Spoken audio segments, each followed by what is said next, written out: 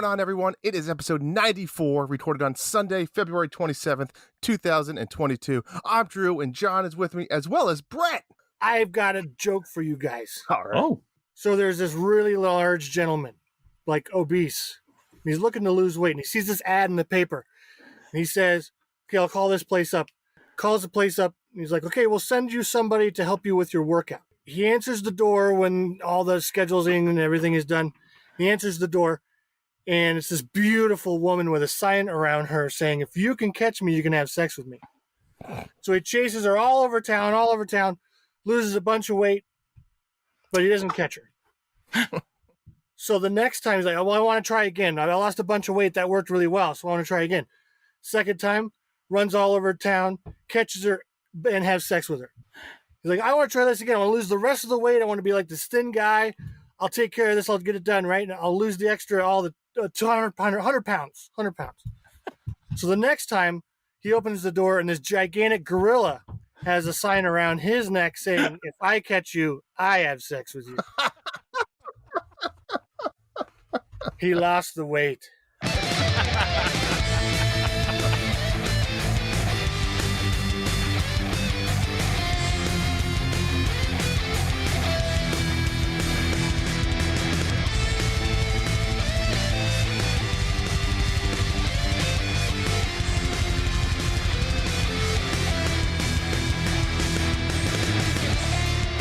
Workday's over.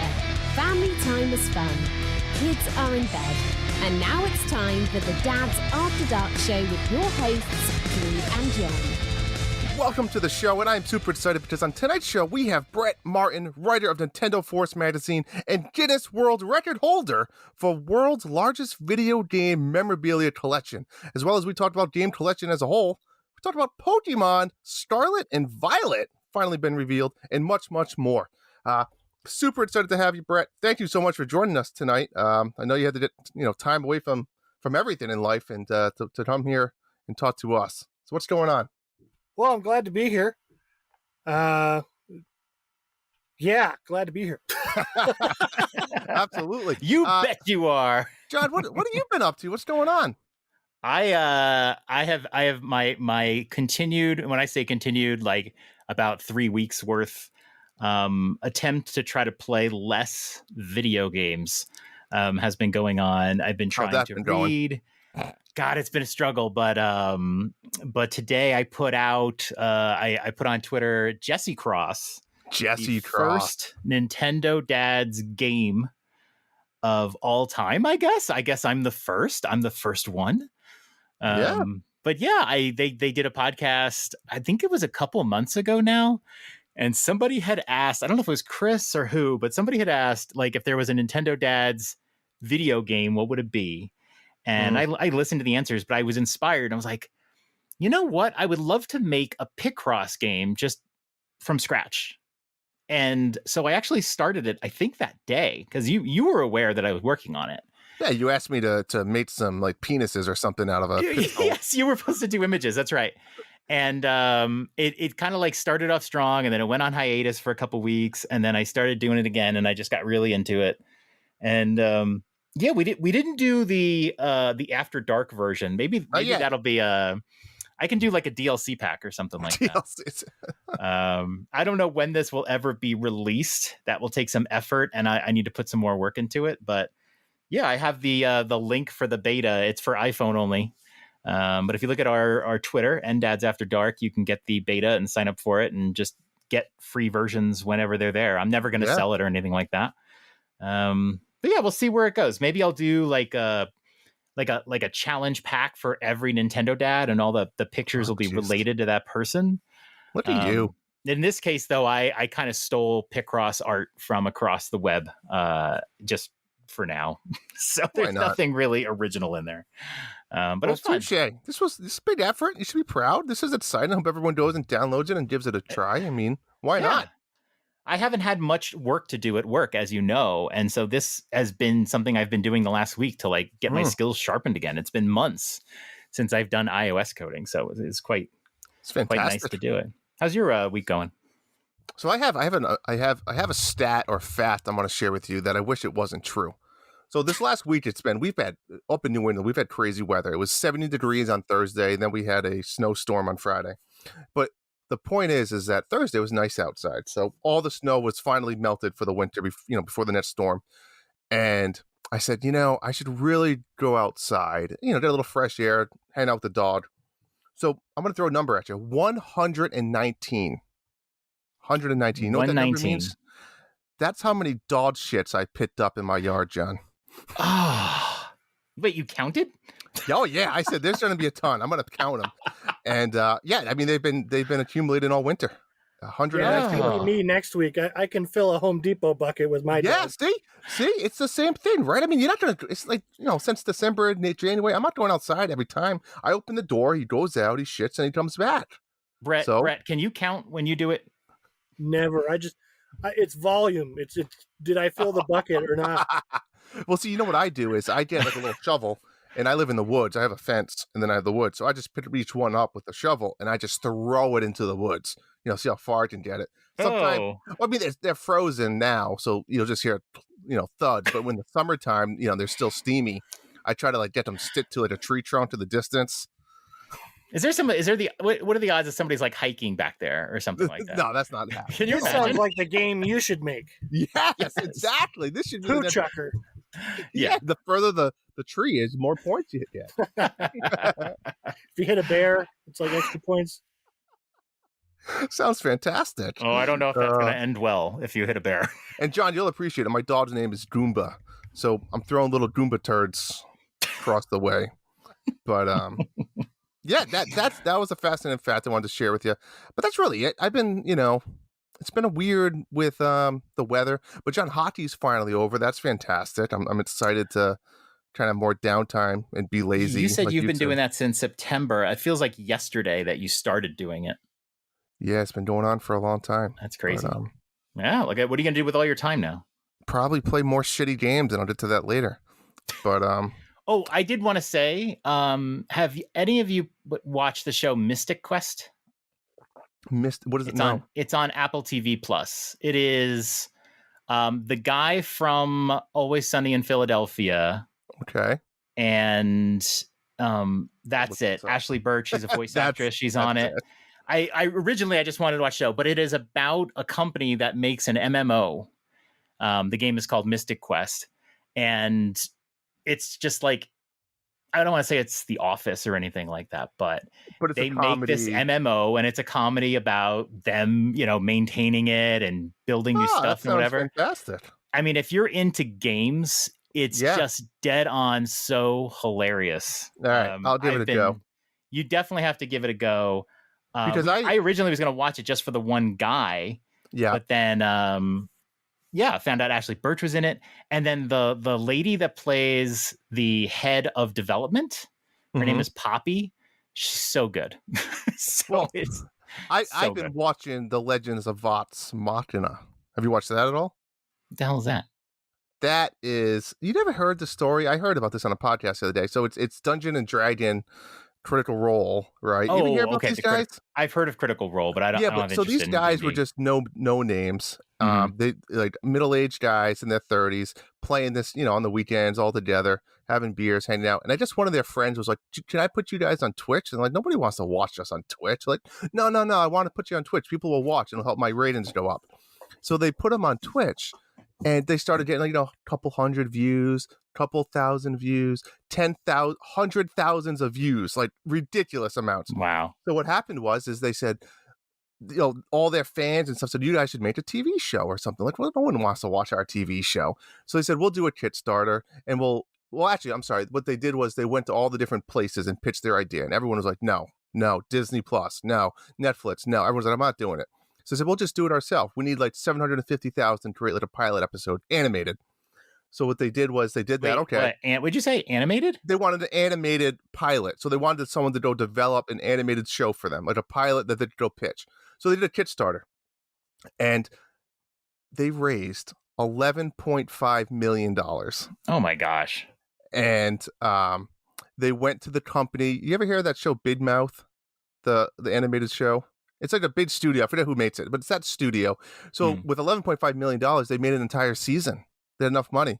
So they made another entire season. They all voice acted the characters, and they went to Netflix and pitched it, and they said, we absolutely love this. We're going to also do a season 2, and we're going to pay for it. And it's on Netflix. And it's about, it's funny. It's just all about these, characters. You get like a knight. You have like, the dwarves. You have like a bard, and, they're slaying dragons. They're mercenaries. It's like a group of mercenaries, and they're going on little missions, but it's adult humor, right? They're swearing, there's nudity, they're farting. Like, it's fun. I've only watched a few episodes, but it's not bad. It's Vox Machina. I mean, if you go on Netflix, Amazon Prime. I'm sorry, Amazon Prime. You can't miss it. But it's the whole show is animated, or is it not animated? Yeah, well, it's all animated. Huh. So okay.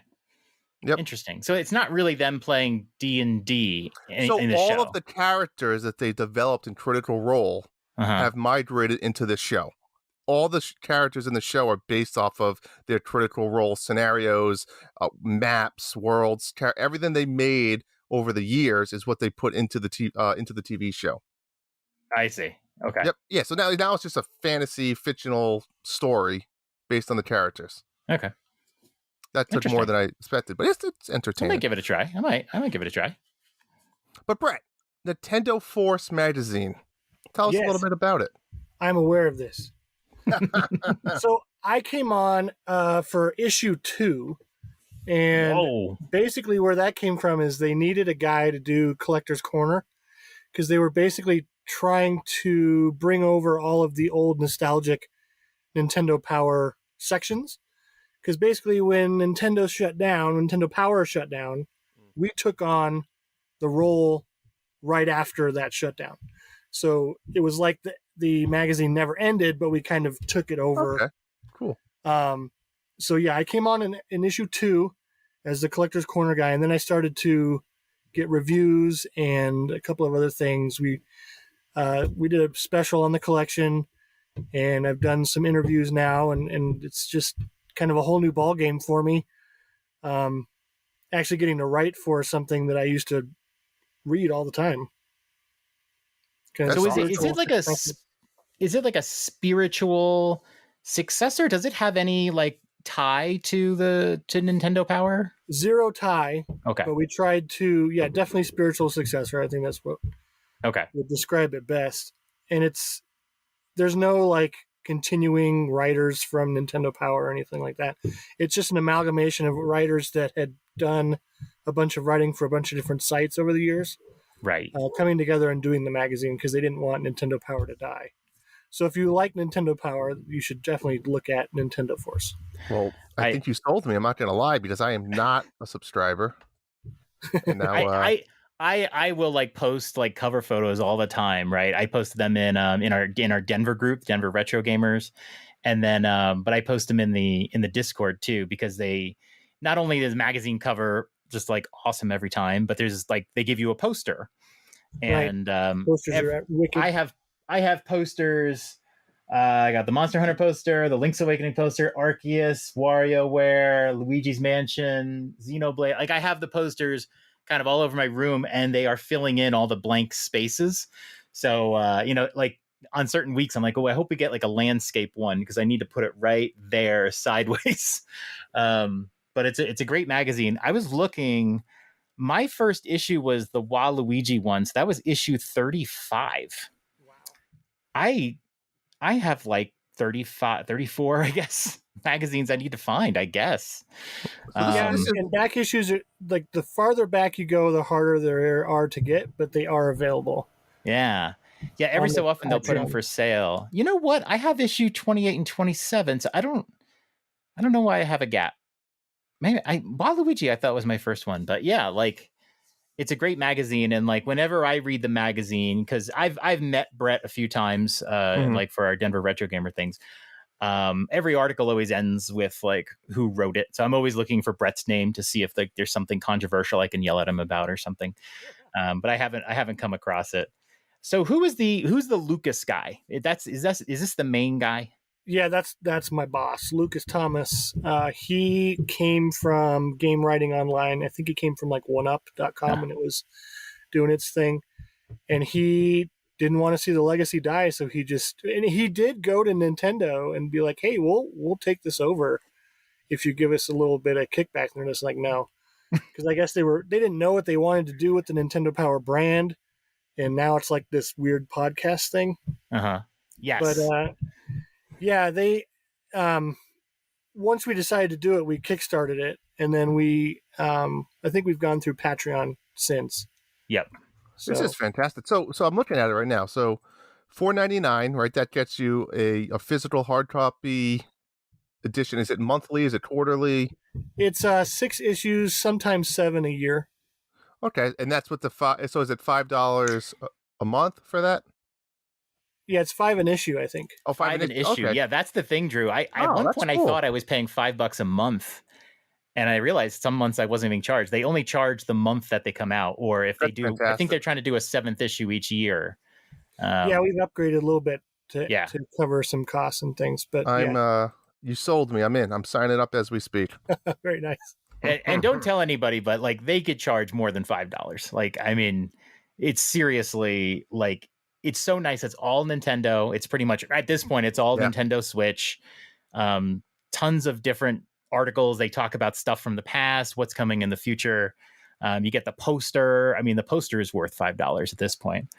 I've seen them try to sell. I've seen people try to sell the posters, and some of them have sold for like $20 a pop. So really, like on eBay or something? Yeah, which is dumb. But eBay is eBay, and once you own something, you can do whatever you want with it. But yeah, you can get the digital copy as well. We do the digital release for those that want more digital stuff. In the digital age, it's kind of interesting writing for a physical magazine in the digital age because you have to. Nintendo really likes to release Nintendo Directs right before we go to print. So then it's like we're scrambling. Well, let's get rid of this and put this in, and yeah. So some of those are just thrown out there, like because they'll have like the day before. It's like, hey, we're going to do a Direct tomorrow, and you're like, great. Yeah. So yeah, and I remember the Advance Wars 1 and 2 edition. I was looking so forward to it, and then by the time it showed up, they had delayed the game. Right. Mm-hmm. And I was like, oh, I'm so angry, and I felt bad. I was like, oh, look, they have Advance Wars in the cover, but the game is delayed so long. And then there was no Advance Wars poster.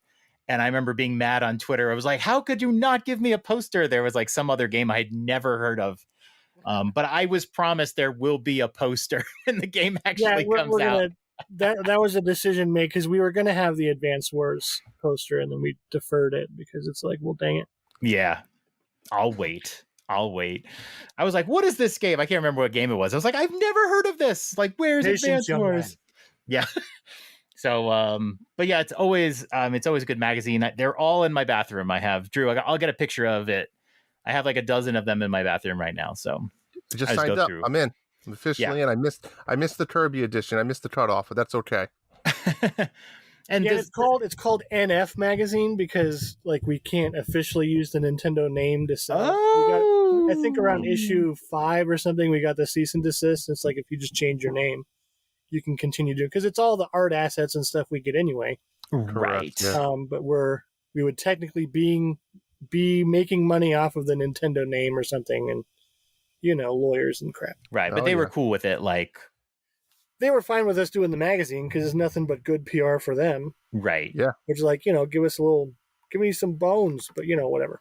Wow. I never realized it. Yeah, I'm looking at it. It says NF. I just say it.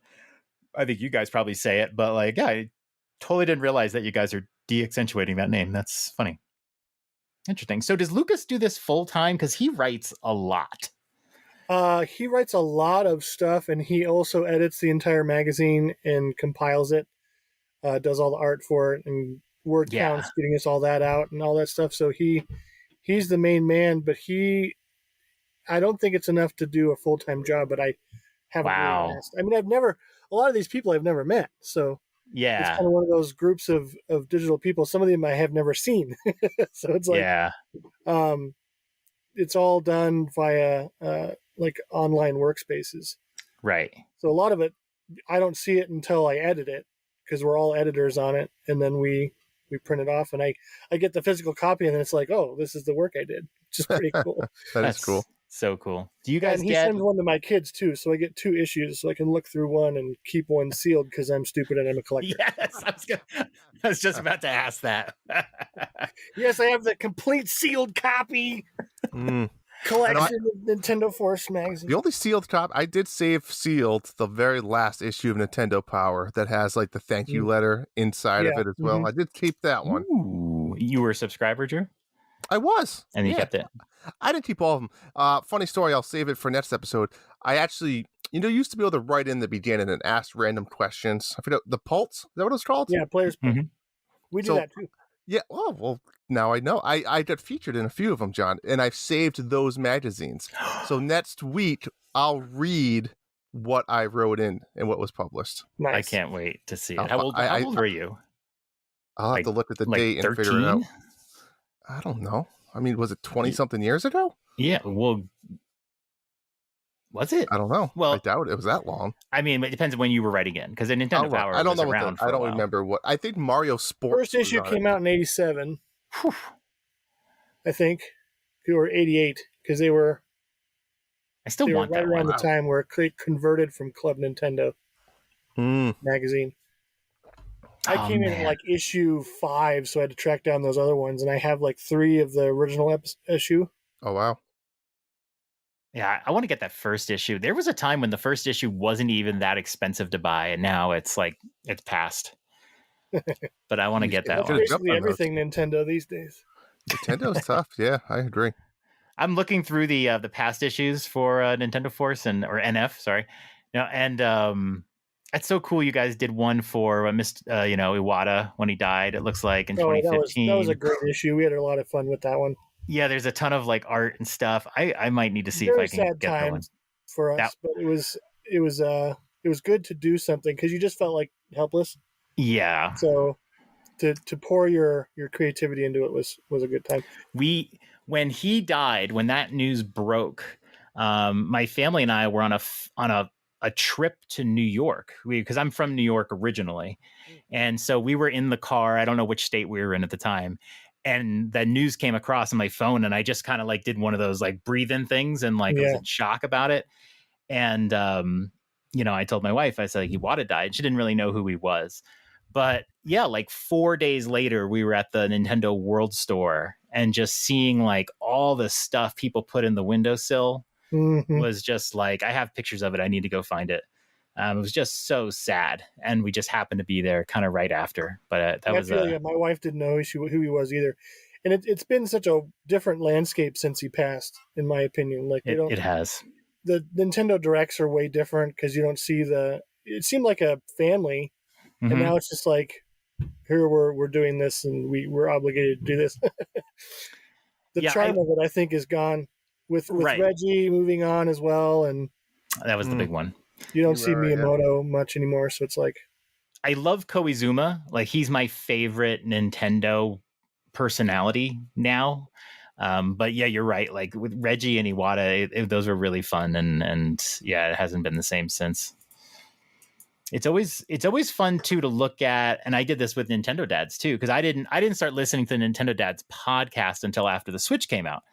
But like looking at it, like you guys had a life before Nintendo Switch, and like some of your covers are Kirby and the Rainbow Curse and Smash Brothers. That cover, I was going to bring that cover up for if you're just looking at covers. That one we commissioned a clay artist to do. Oh, really? We auctioned off the cover piece. Oh, that's really cool. Yeah. That's so cool. Yeah, there's like it's a cool one. I'll have to post that one. I don't recall the artist, apologize, but it was one of the coolest ones we've done. Yeah, this is back in 2015. There's like a Phoenix Wright cover, and then of course Mario Kart 8 on the Wii U. But like writing for the magazine, was it harder? Did it get easier after the Switch came out? Because these, to me, like even though I loved the 3DS to death, like the Wii U was sort of like there was a game every 6 months, and that was kind of it. It was just kind of a bleak system. Did it get like more fun to write for the Switch, or you guys just always had so much to write about? Did it ever change? It seems like we had enough to write about even during the Wii U years. I think leaned a little more heavily on predictions and stuff in those years of what things could be, what things could come out. But there was enough 3DS to keep us busy, and there were other developments too. And yeah, we had some. I'd say we're more overwhelmed now because of the things that are coming out on the Switch just constantly, and the eShop is just so packed. Like we regret not being. I think every outlet that writes for Nintendo just regrets not having a review out for every game, but it's just impossible to try to keep up with the eShop releases. It's you try to just pick your ponies and see which ones line up, but. And you guys do a lot of indie games, so it's not like you're just doing Nintendo published games. There's lots of indie games. In fact, that's kind of the best part of it.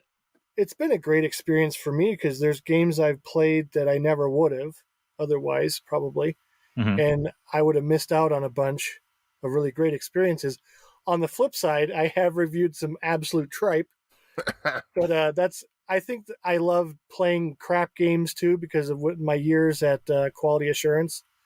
You and Drew have so much in common. Why don't you guys talk about this for the next hour? You know, John, you just don't understand. Okay, the love that goes into games. Speaking Finding of that, a map hole is always fun.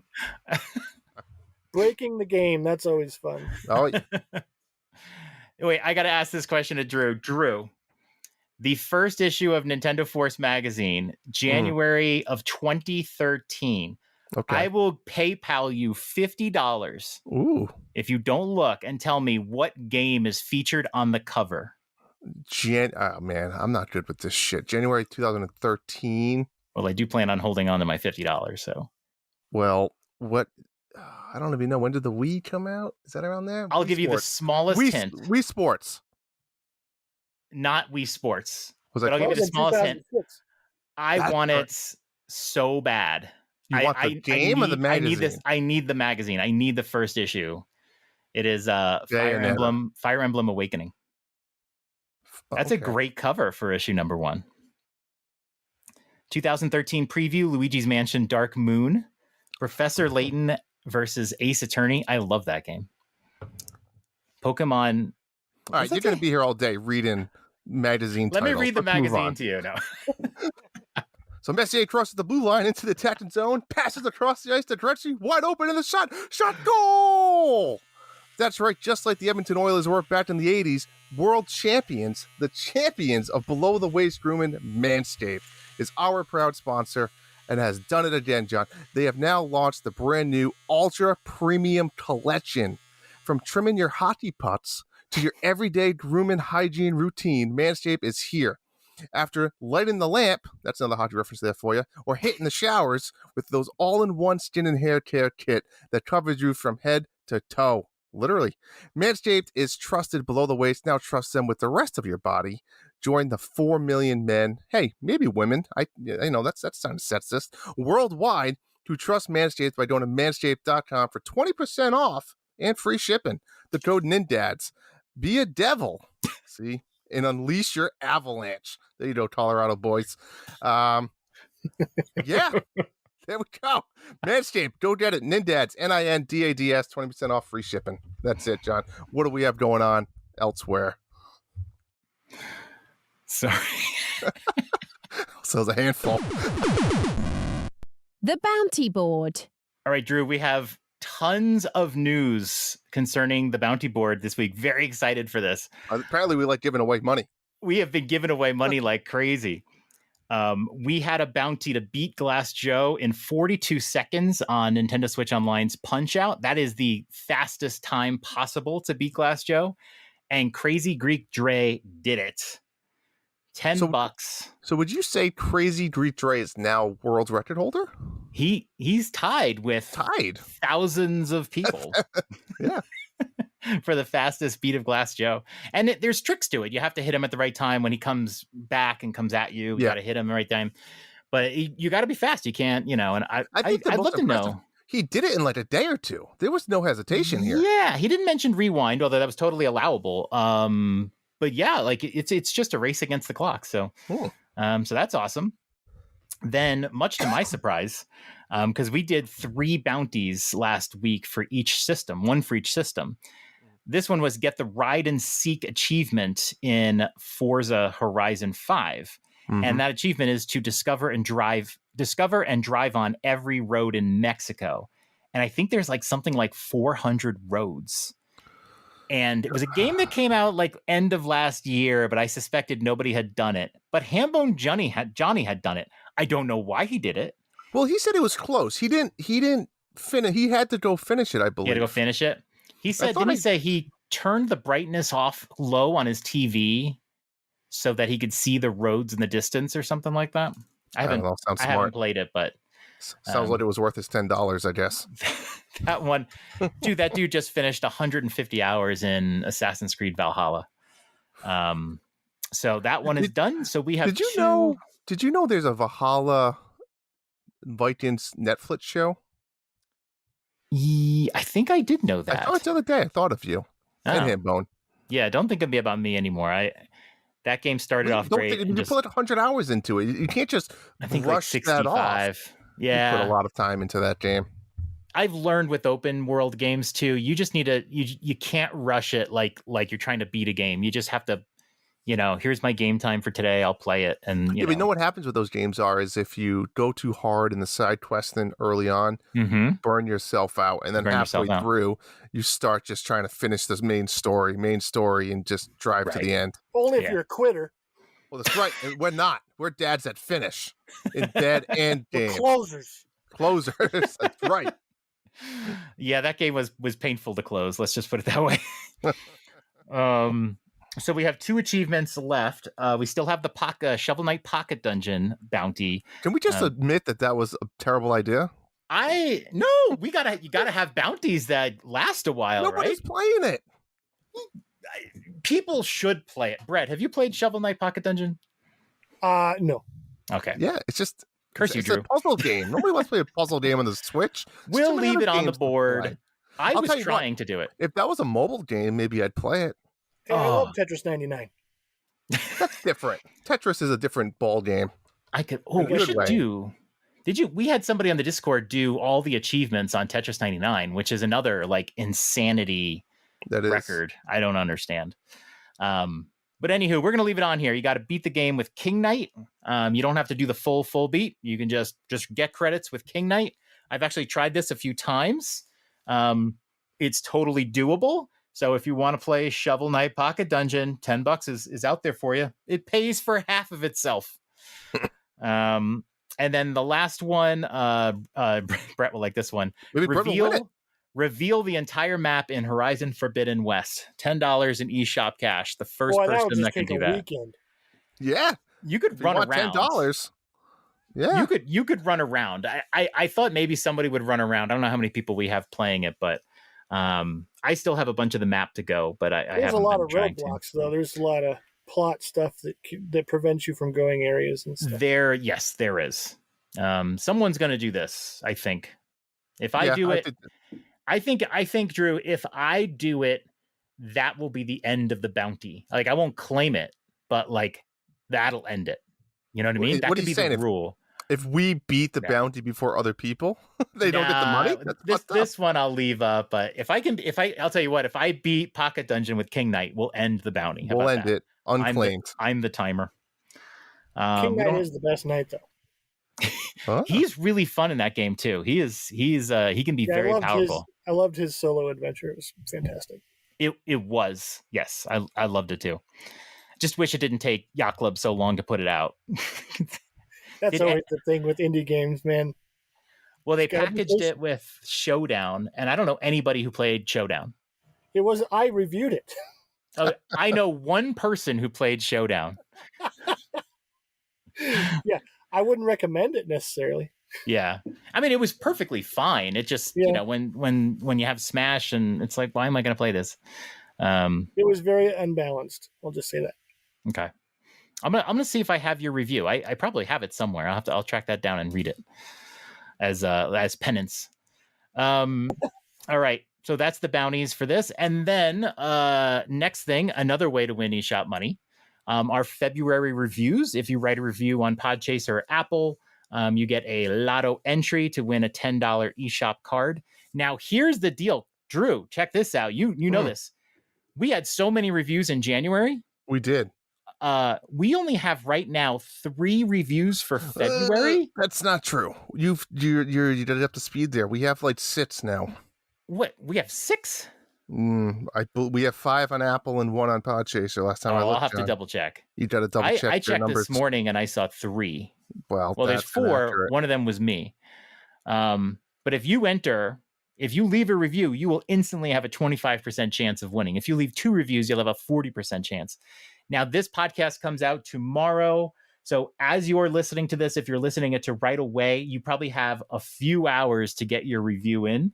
So do it. Don't worry, I'll pester people on Twitter. But you have a really good chance. If not, it's okay because we have our March review giveaway. It will have our March. And guess That's what? right. Game Pass News has one of the entries. Game Pass News might be getting some eShop money. Look at that.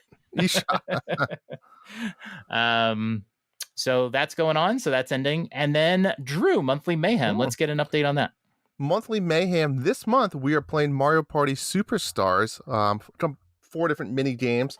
We're playing Stick and Spin, John. Stick and Spin. I'm so sorry, everybody. This is one of those mini games you have to go into like the Mount mini games, and it's like not part of the game. It's like a solo game.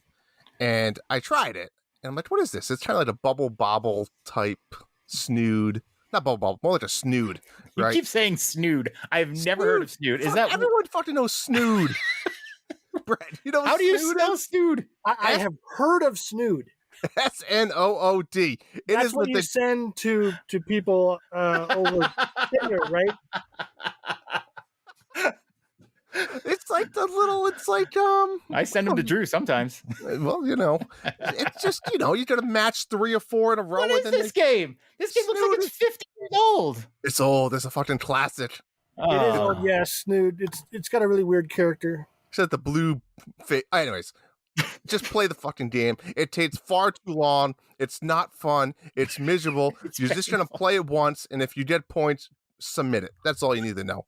Yes. The other 3 ones aren't that bad. Mario's Puzzle Party, essentially like a Tetris style game, but there's a 3-minute time clock. That's good. Yep. Slot Card Derby, Stage 3. We have some really good scores in here. And Mecha Marathon, How Fast Can You Jam A, B? Let's be honest, John, no one's touching my score. It's unbeatable. That is a great score. It's a great fucking score. How do you do it? Like, because you have to hit A and B together. Hold the controller like this, holding my mouse, right? You hold it this way. And then you got to use the 2 fingers. Oh, like, because you're Yeah, Or So you just go to the vibrator and just tried to cheat, Drew. I tried to cheat. How? You can do controller button mapping on the Nintendo Switch. I was like, wait a minute. Can I map the B button to the A button and then keep the A button on the A button and just hit the A button? But you can't. They won't let you do that. You have to map. Yeah. You could flip them, but you can't duplicate a button. But it would have been awesome. I'll take a video if you don't believe it. I just got it down. I believe you. I think technique is really important. You swap B and A to L and R on the Super Nintendo controller, and then you just mash it onto the table. That's going to be harder. I did think about that. Now I did map B to X. Because then the way I hold the controller is I'll do one of these sort of things, and I can't do it there because the right stick gets in my way. So actually, when I switched it to A and X, I was actually faster. I don't know if that's technically cheating. Nearly fast enough. This is being graphic. Yeah. This is in graphic. This is a little graphic. But it comes down to technique. You can't just press the buttons. You need to find some optimal way to hold the controller that's right for you. You gotta find the rhythm. So anyways, remember, this ends March 12th. Whoever it's kind of the Mario Kart system, right? So whatever place you finish in, you get like 15 points. Second place is 12, etc. Out of all the mini games, combine your score together, the winner will get $15 eShop. And then we still have the Magic Lottery drawing. Everyone else that partakes, random chance of winning $10 eShop. So $25 on the table for Monthly Mayhem in March. And it just happens to end the week before another Mario game that might be coming out. I'll just leave it at that. But I think we all know what that's going to be. What is it? Monthly, what do you mean what is it? I forgot what game's coming out in March. DLC Mario Kart, baby. Oh, that's right. Okay. I was thinking game. Okay. All right. That's all I got.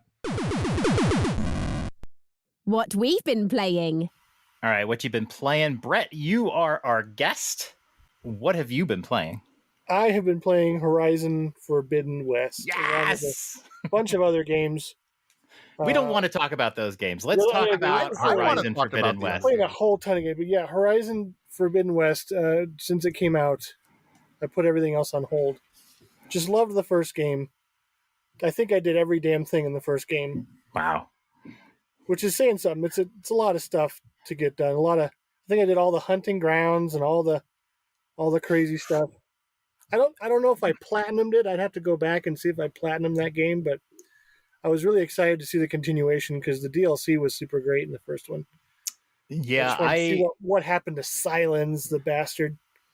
I know. I played the first one. I've said it before, but like I rushed through it, and it actually made it a pretty negative experience for me because I was just rushing through it, and then eventually I wasn't powerful enough, and I was having trouble against everybody, and I changed it to story mode, and I finished it. But I've been playing this one, and I've been just doing tons of side quests. I spent 2 hours last night just hunting rodents, squirrels, the pigs, the doves, all of the little animals to increase the size of my pouches. That And it was sounds a so lot. satisfying. I Well, was the it sounds Drew. like, it sounds like Drew. It sounds like my nature preserve stories, It John. I mean, does. you're reliving my life. I was really raccoons. It's just like there's lizards, and you expand your pouches, and it was great. I had like my pouch had like 3 potions, and I expanded it to 9, like three different expansions to 9. It was great. So I'm loving life. But See, there's a lot of reward in the game for all that little busy work, I guess. But like, Mhm. I really wish that if you had done all that stuff in the first game, it could just be brought over. Like I've never, nope. I've never understood those games where it's like, Yeah, I understand they're making all the quests and everything, but like, why does she dump all her shit? great For the- point. I mean, it's for the the same second chick, game. right? I'm just gonna put this in a chest, and oh my god, there's a whole other plot over here. Did you You gotta see get the it all over explanation? again. Oh my god. Do you remember the explanation for it in this game? Because I agree with you. I love that stuff. I love to see how they explain how they lose their powers. She said in her journey to get here, she lost a bunch of her stuff. And that was it. That was canonically why she had a bow and arrow, and she had like a couple of things, and that's it. They just Except got lost. You could return to Meridian and like the people should just give you everything. Oh, Exactly. sorry, no, you have to go doing all your rats, okay? Just hit all the rats you can see. We can't give you a bigger pouch. I can't make one. I've got no rats. Yeah, I don't like that aspect of video games, like just the Yeah, but they have to raping do and it. pillaging of your character between the sequels. I just think how hard it is for like a game like Metroid. They have to keep figuring out, okay, wait, why does Samus have no powers again? It's got to be so hard. Like, Nintendo's never explained why Peach gets captured all the time. Like they don't have to explain those things. Just like, here's your game. Shut up. Yeah. lock it down. Yeah, I mean, plot stuff. That's for the big boys, right? That's for like Oblivion and Elder Scrolls and all that stuff. That's where you want your plot to happen. Yeah, those are some big guns too. But yeah, you're loving Horizon though, right? I do. I think it's the best character development I've ever seen in video games. How, first the character models are just amazing. I mean, Mhm. I don't know how they do that because when drawing faces and stuff, like how do you get that level of detail and all their little quirks and everything of every character in the game? It's just it's something to behold, in my opinion. It's crazy how far video games have come. That, I mean, I wonder if like people are playing the game and they see like a doppelganger of themselves because there's so many varied faces out there in the game. Mhm. Dude, that guy looks like you. Like, some friend is gonna be like, play this game because you're in it, dude. Yeah, that's interesting to me. And then just all the animations and stuff for every little stupid quest that you do. Mhm. Like, it's so optional, and there's so many things to do in the game that the developers are gonna be like, well, I'm all in on making these little eye twitches for this character, but you know what? No one's gonna play this stupid quest, so I don't even know what I'm doing. Yeah. So yeah, a lot of those achievements are there. So like somebody goes through and plays all that stuff. Yeah. Good Yeah, point. there's a lot of side quests, and they're like they're kind of like The Witcher. They have stories, they have multiple parts. They're always so satisfying though. That's the thing that I've really stood out. I haven't gotten bored of doing side quests and all the Yeah, you're like, various grindings. it's fun to me to help virtual people. I don't know why that is a thing, because like I'm kind of an introvert extrovert in the sense that like I like to help people, but I don't like people to know about it. So like I'll donate and stuff, but like it's indirect. Yeah. Where it's like if you're out there actually helping somebody, it's way more, the anxiety shield comes up and you're just like, I don't really, this is uncomfortable. Yeah. But yeah, like helping virtual people, it just gives you all that rush without having to actually interact with anybody real. Would you like go to sleep and think, gosh, that person probably thinks I'm going to ignore them, but I'm going to help them tomorrow. They just need to sit still for a little bit. There's even some people that say that in the game, if I remember right. Like they're like, you won't even bother to help me, but here's what I need. You know, like someone on dialogue control is just like, screw it. I like the idea that somebody goes over to like a hill and waits for you, and it might be like a week before you get to them. They're just like, just gonna wait here. I got to the Forbidden West and then did a tall neck and opened up the mat, and I'm just like, oh. And then I went back and did some of the old things. And one of the quests, it was the quest with the mine at the very back of the map. Right. And it was like this super urgent quest. And I blew it off for like the longest time. Right. Then you go back and they're like, this guy almost died. And you got to go in there and save these people. It's like, oh, well, I didn't know it was that. And I'm sorry. Yeah. Just wait. One thing that I've noticed they do, and Drew, remember when we were playing The Witcher? Brett, have you played The Witcher 3? I have not. Okay. Those big games are really tough for me to play. It takes so much time. Like Breath of the Wild and like those open world things, those take a lot of time. And with 5 kids and like half an hour at a time of gaming, it's like one quest and done. It takes a long time to play those games. You got to pick and choose. One of the things that happens in The Witcher 3 is you might have a side quest, but if you at some point advance the main quest, perhaps, and that side quest story, because it's so integrated with the whole story, doesn't make sense anymore, it will just immediately fail. So you'll advance the main quest and you're like, yes. And then the screen will go side quest failed or something. And you're like, oh, I can't do that now. And you realize you need to go do that before you advance it. And you don't know that is going to happen. And I always found that annoying because that's terrible. If you're trying to 100% the game, you have to be really careful and make sure you don't miss one of those scenes. Because if you miss it and then you realize it later, you'd have to rewind all the way back. One thing I've noticed with Horizon is that there will be quests that say on hold because they don't make logical sense right now. You're maybe actively on a mission or there's some main quest going on or some emergency.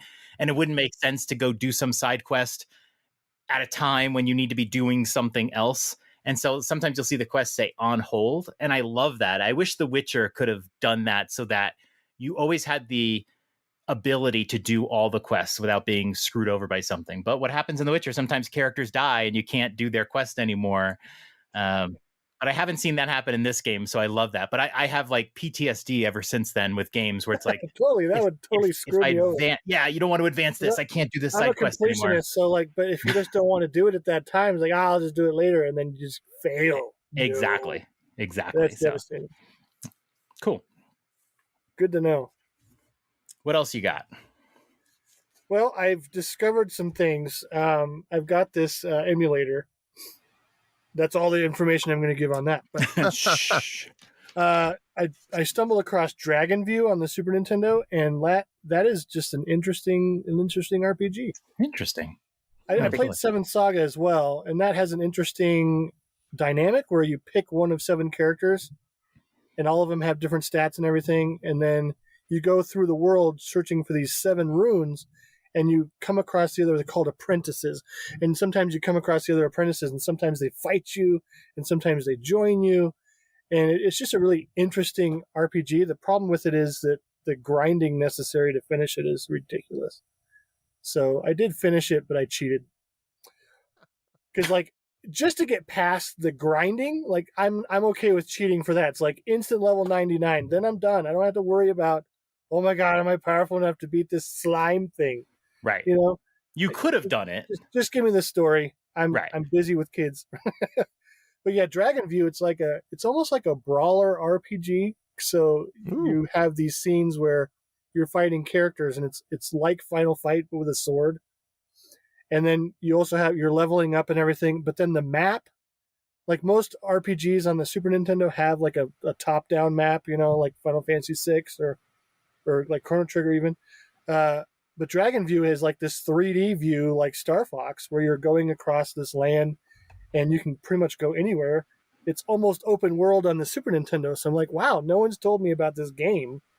I mean, there's issues with it. Sure, it's early, but it's definitely one I'll come back to, and it's just an interesting. And there's like all these little quests to do, and there's side quests and things to buy, and I just love that crap. And then here's one everyone's surely played: Edgarland Meikyu no Fukatsu on Famicom. That's an old Lolo. Have you played Lolo? I have not. I've played the Lolo games. That's one of the Famicom releases. There's so many other games for Lolo and Lala in the Japanese world. Look at that.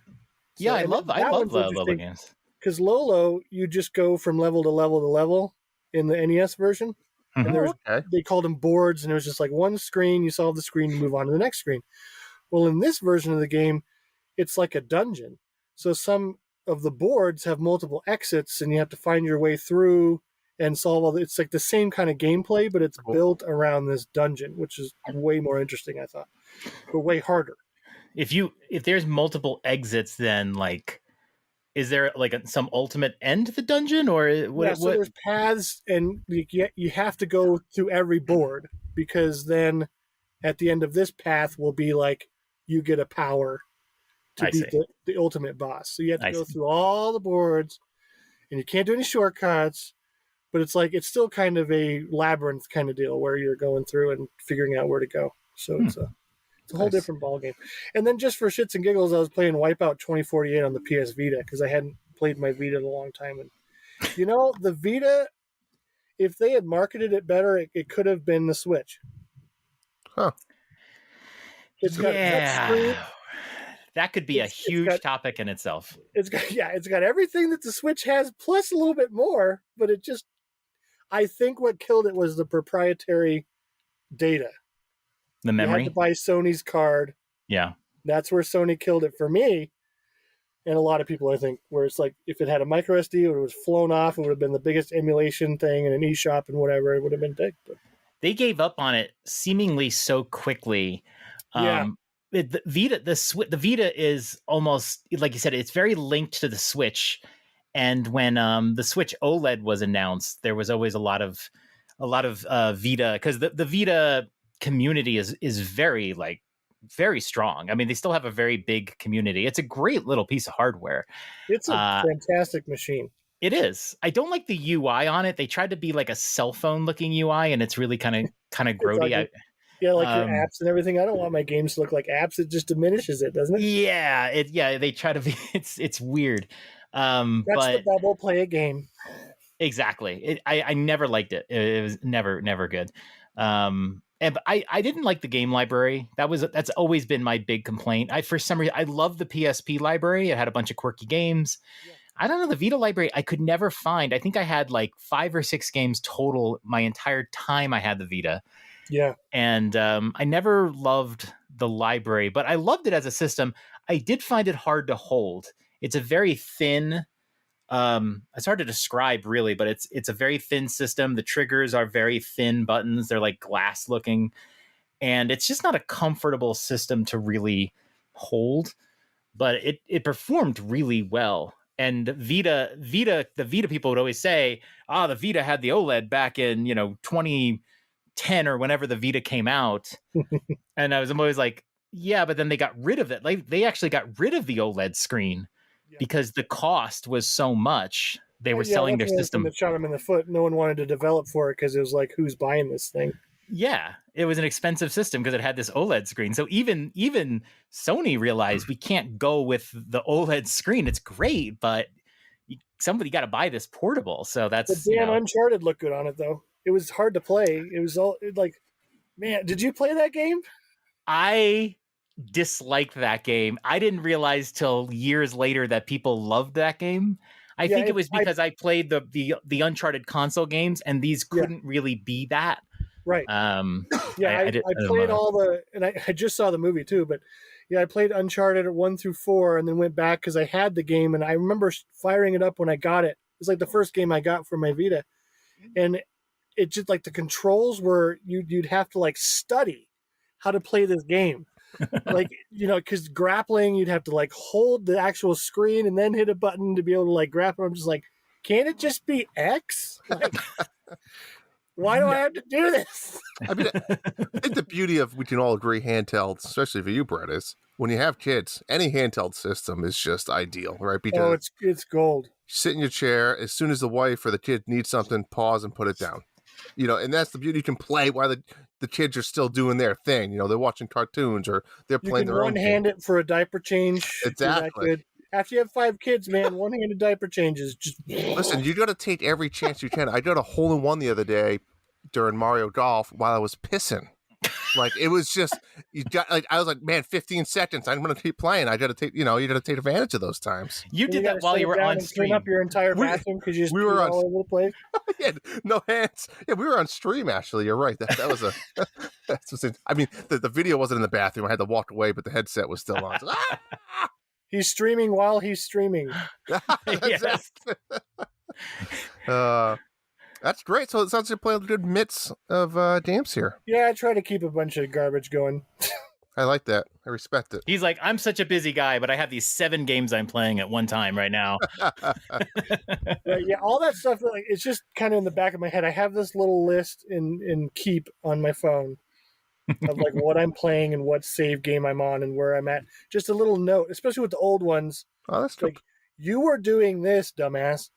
And then I can go back and be like, that's hey, smart. Yeah, I know what I'm doing. Because like some of those games, they don't tell you what you were doing, and you're just like, okay. Then I spend my half an hour playtime figuring out where I was, and then I'm back to where I started. So exactly. Everybody hates Navi, but Navi really helped us out when we hadn't played a game in a while. No, Navi was no help whatsoever. Ooh. Poor Navi. All right, Drew, what have you been playing? Well, I had to meet my shitty game quota of the month, so I was in a big lull, right? Because what did I just finish up playing? I played I don't know. I played a bunch of games. You played Paper Mario on the N64. I did play. Yeah, I did play. I replayed that. I finished that. So I was looking for, it's a fun game. So I was looking for RP Golf. RP Golf. That's right. RP Golf Legends, Golf. And then I played that other Ocean's Heart. So I needed a game, and I was going to probably play Majora's Mask. We'll get to it in a minute. So I needed like a small game to hold me over for a couple days. So I picked up one on the eShop, and I looked for some shitty game, and I found one. Mages and Treasure was the title of this game. And let me tell you, when I say it, and it's coming from me, John, means a lot. This game was shitty. It's true shitty. Think of like the old school Gauntlet game where you kind of just moved around the map, and the whole objective was like to collect the key to kind of open a door to move on, and while you're fighting bad guys. Pretty much that was it. They had some like Switch like puzzles you had to do, like moving some blocks around. Some boss battles. The game took me 2 hours and 10 minutes. I beat the whole thing. That's crazy that it was 2 hours. Remember, I 101%'d it. And you didn't do everything. I was missing one chest, and I knew where the chest was, but I didn't feel like going back because it was on the other side of the map. How are you missing a chest and you have 101% completion? Listen, I don't ask questions. I killed it. Dominated that game. 2 hours and 10 minutes. That reminds me of Turnip Boy Commits Tax Evasion. I've heard that one's good. I heard that. Yeah. I've had to review it for the magazine. It was really short. It wasn't what I mean. What are you expecting with a title like that? Like, I had to play it, but like it was just kind of disappointing in the fact that it was just a Zelda clone, and there wasn't a whole lot of things. Because I thought it would be like, I don't know, maybe you were filling out paperwork for no reason. Like, what is this game? Like, I wish it was more enigmatic, but it's just like, go here and do this. It's Zelda. That's shooting for the moon too. There's a lot of Zelda clones, and it's like, as soon as you shoot for Zelda, man, you better hit, because if you miss, Yep. I had one of those moments the other night, John. Remember when I told you I had the flawless run of Mario? I had a little bit of time before bed. I said, what can I play? So I introduced my son, 5, to Punch-Out. He loved it. He thought it was fantastic. I did not have a flawless run like I did in Mario, but I think I made it to Soda Popinski before I died. He's tough. He is tough. He. That's the point of the game. It gets hard. I find, at least for me. Up to that, I can almost get there probably without dying, and then he throws it because he just hits so hard. You hit once, like 2 or 3 times, you're done.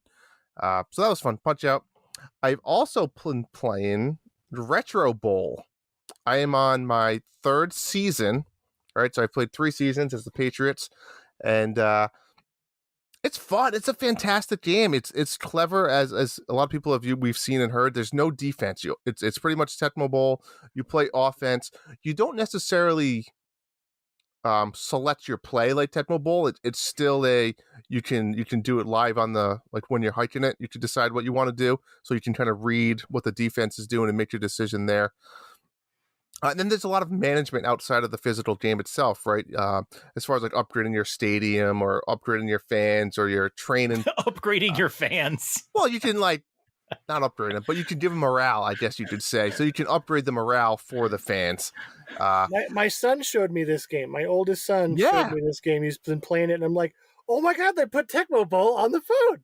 Yeah. And he's like, no, Dad, it's Retro Bowl. I'm like, dude, it's just Tecmo. Never mind. Yeah, it is. I agree. He's like, So what's it's Tecmo Bowl? Yeah, but then it's like, then he was doing the game, and I'm like, oh, this is kind of neat. And then he just skips the defense. I'm like, wait a minute, what just happened? Yeah, it's at first you're kind of like, this is weird, but it's kind of cool because you can build up your defense. You can have like a really good defensive coordinator if you want to hire a good coach, and you can hire your players and focus on defense or offense. I also did buy it on my phone. It is on the Switch. It's actually free on your phone. If you want to like remove all the ads, it's 99 cents. So I just, I don't mind supporting any company that has a good mobile game, for 99 cents. Like, yeah, I'll give you the dollar. It's a fun game. So yeah, I did play it on that, and I'm still playing it. It's a great game to play on a shitter or something. I think the Broncos should play it, because then they could get an idea of how to run a football team. It's funny. I sent John a screenshot the other day. In the lead, I was playing Denver as the Patriots. And I fucking lost. I'll admit it. I lost. Right. And I sent him a screenshot. I said, this is the only time you'll ever see this, John.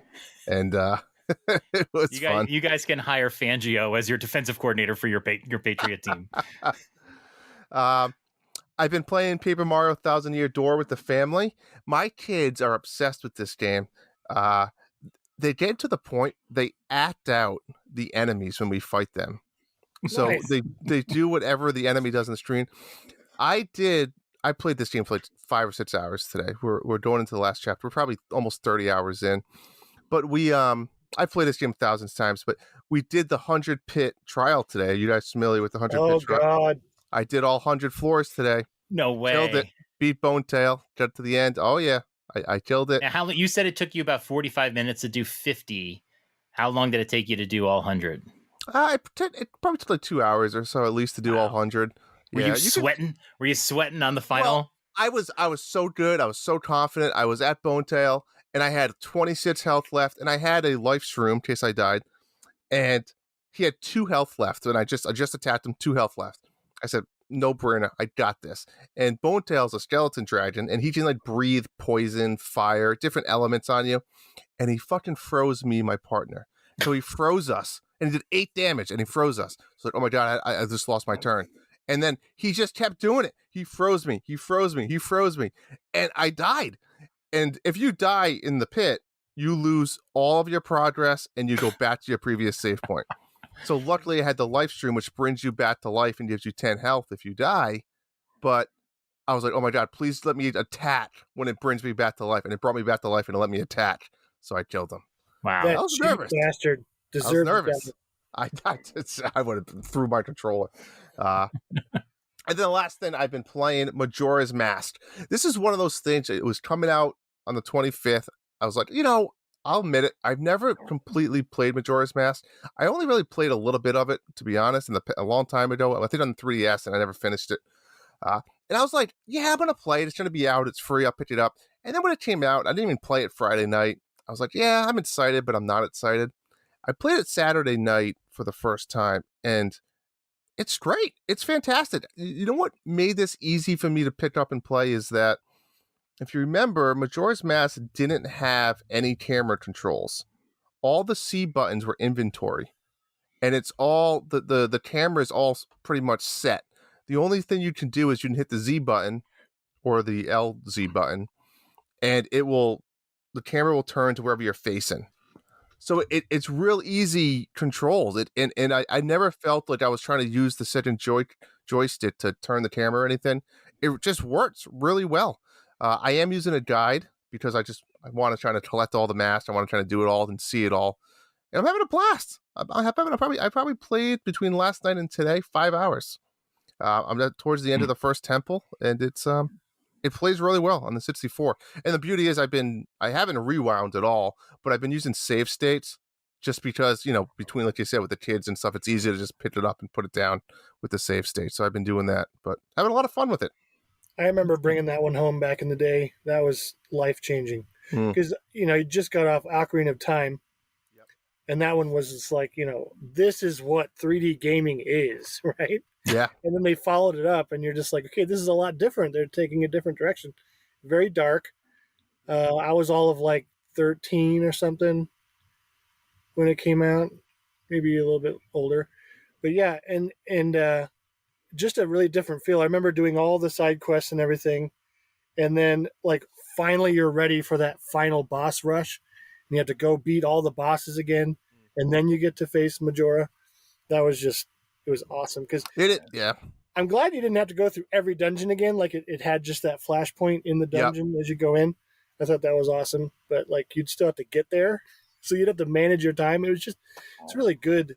I think I'd hate it now because managing my time sucks in video games. I've heard that criticism from a lot of different people. It's coming like if you have a lot of time to play the game, it's great, but if you don't, it can be that much more tense, I guess.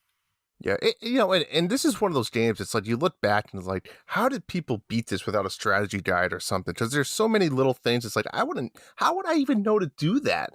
When you're taking screenshots, just like Ocarina of Time of the songs, and luckily now you just go on your phone and you can pull up the list of every song and the buttons. Because let's be frank, I'm not going to be. I don't have time to write them down and remember them. You can just put them in. They don't like check to make sure that you learned it or anything. I don't know. I think you have to know it to learn it. I haven't tried one that I didn't know, but I found a screenshot that I have them all. So now I have a photo. I can just go back and pull it up and play it. Right. Yeah, it doesn't save it in the game.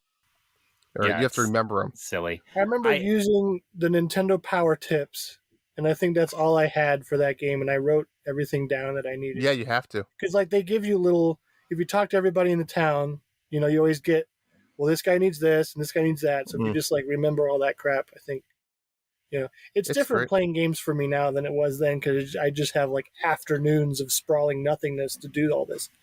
So and they didn't have like quest logs. So if you talk to somebody and they need you to do something, you had to write it down. Yeah, that's it. Right. Yep, I agree. Nowadays they do logs.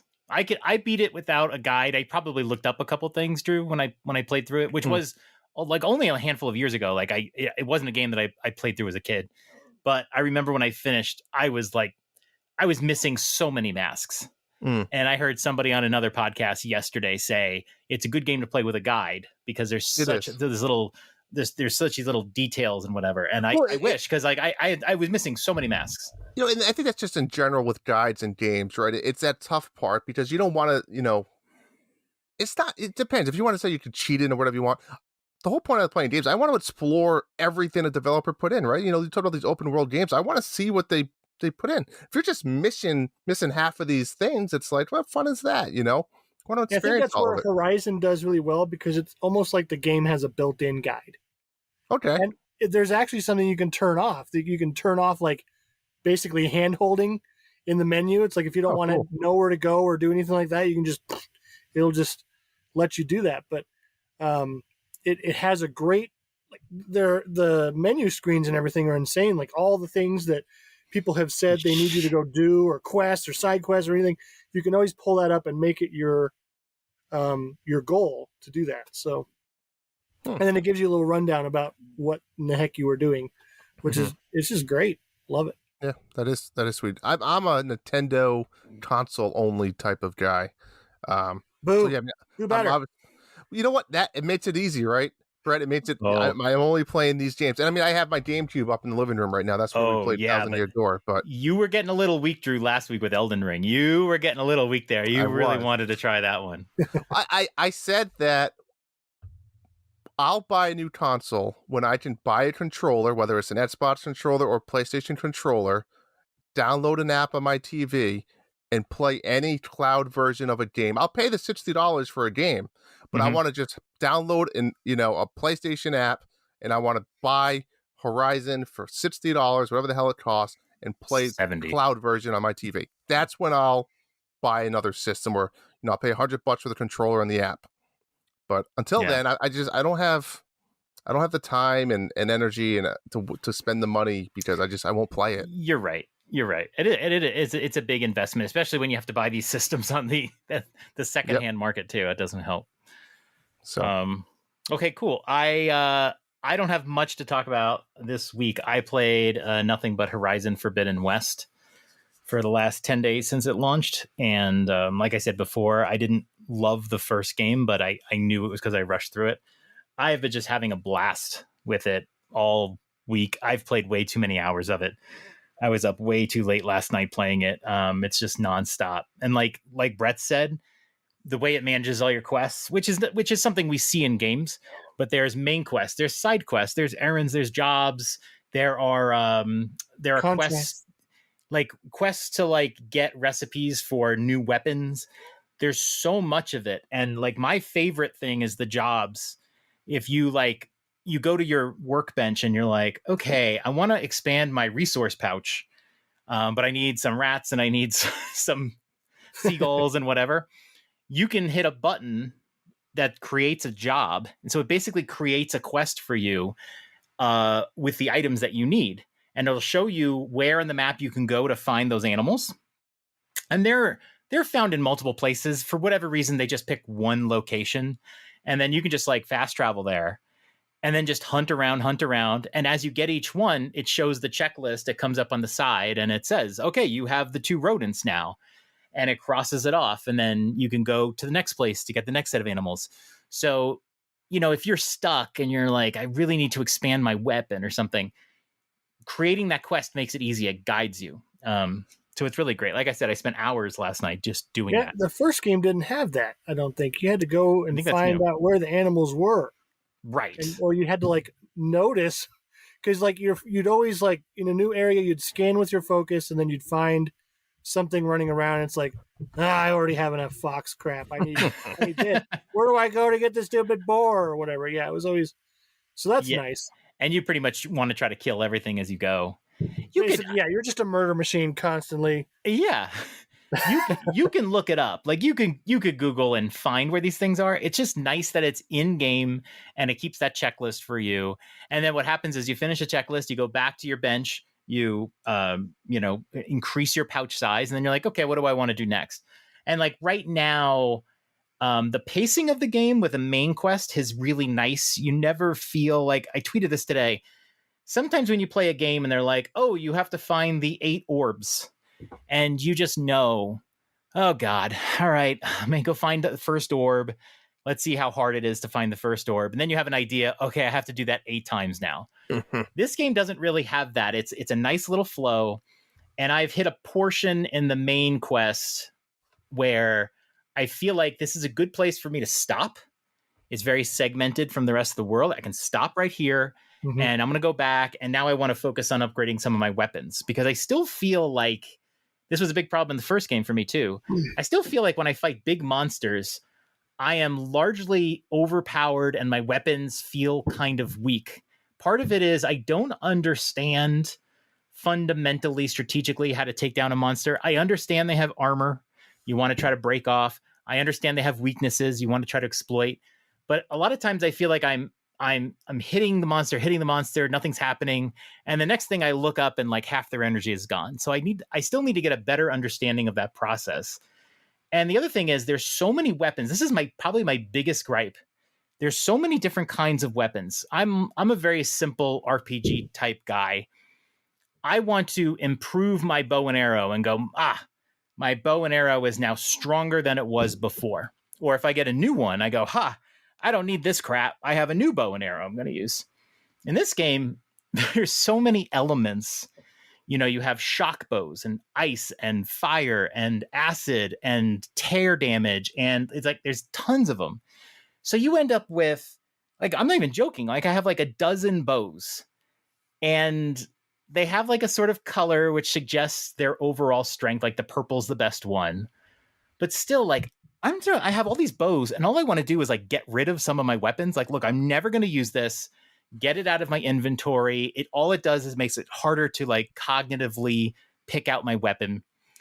And then depending on the monster you're fighting, you want to use different elemental weapons. So you can't just comfortably have this one bow that you love and this one spear that you love. You need to sort of like switch in and out when you fight bigger monsters. And it kind of just messes up my flow. Well, why can't your bow shoot both fire and ice arrows? Good point. Generally, some bows can shoot up to like 3 things so far that I've seen, which is nice. Like, so far, I have like maybe there's an ultra bow later that's like you can fire every element at once, like 12 arrows, and you just hit with everything all at once, and just like, wreak havoc. That would be sweet. There are some weapons that are just better than others, and I think they don't want to have one bow. It's like the Breath of the Wild thing, right? They don't want you to just rely on one weapon. Right. So if they would make that too easy, don't break. They don't break. That's for sure. But like I said, I understand the strategy totally behind it.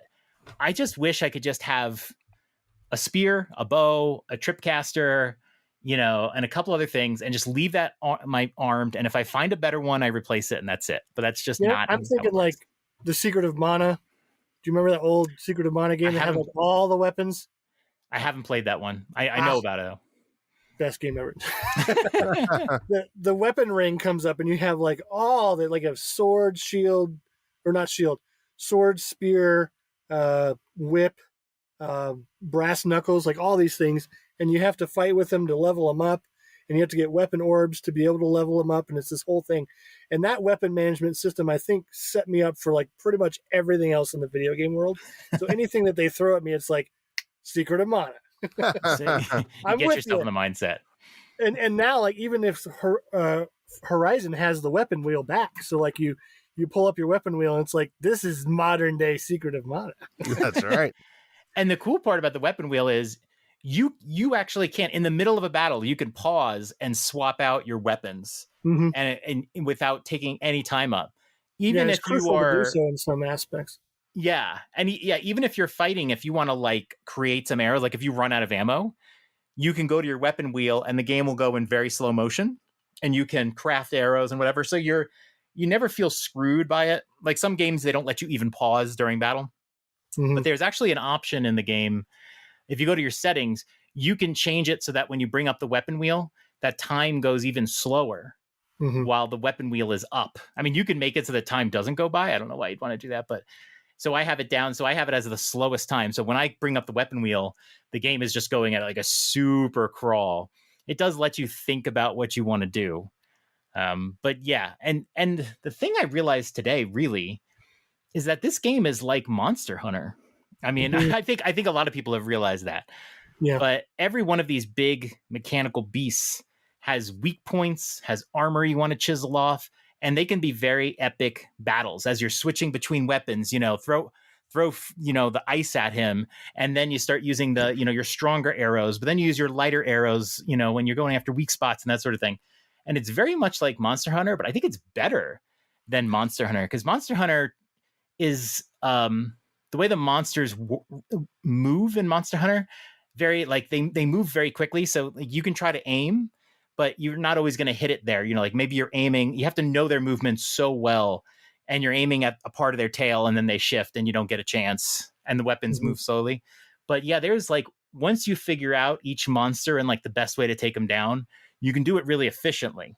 Like with birds, like hitting their chest. The first time you come across a new machine you have to take down, like that whole moment is so great. Like you hear people talking about it probably first in the town or something's like, oh, those bristlebacks or whatever.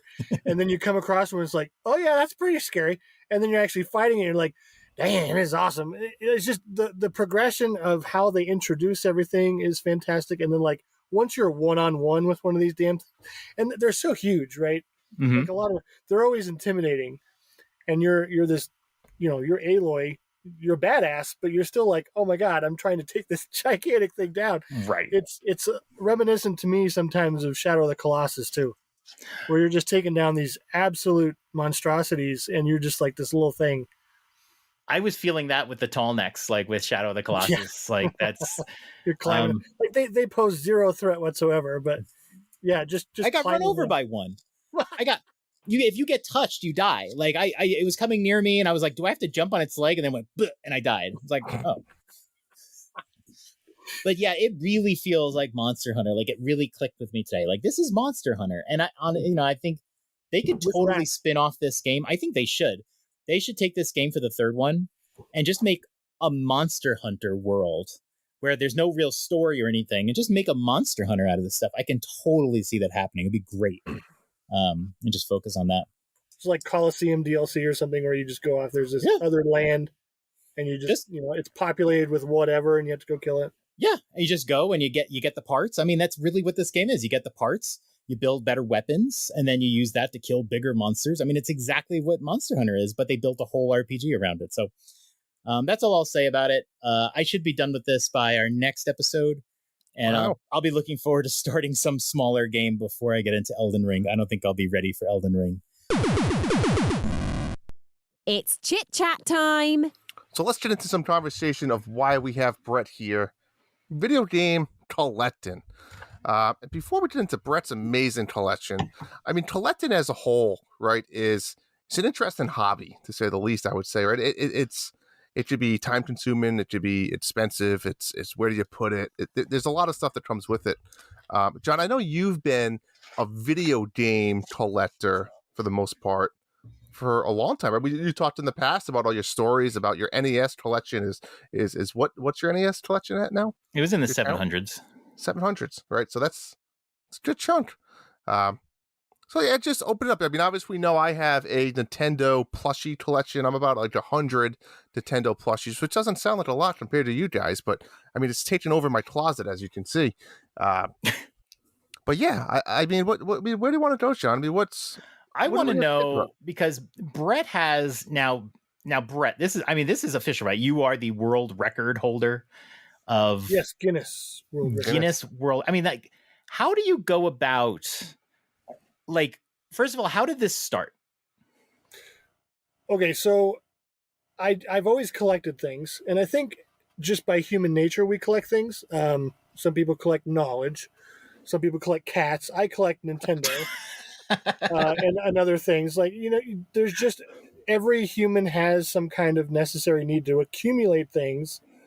Even the minimalists have things that they have something that they may not need, but they have collected it.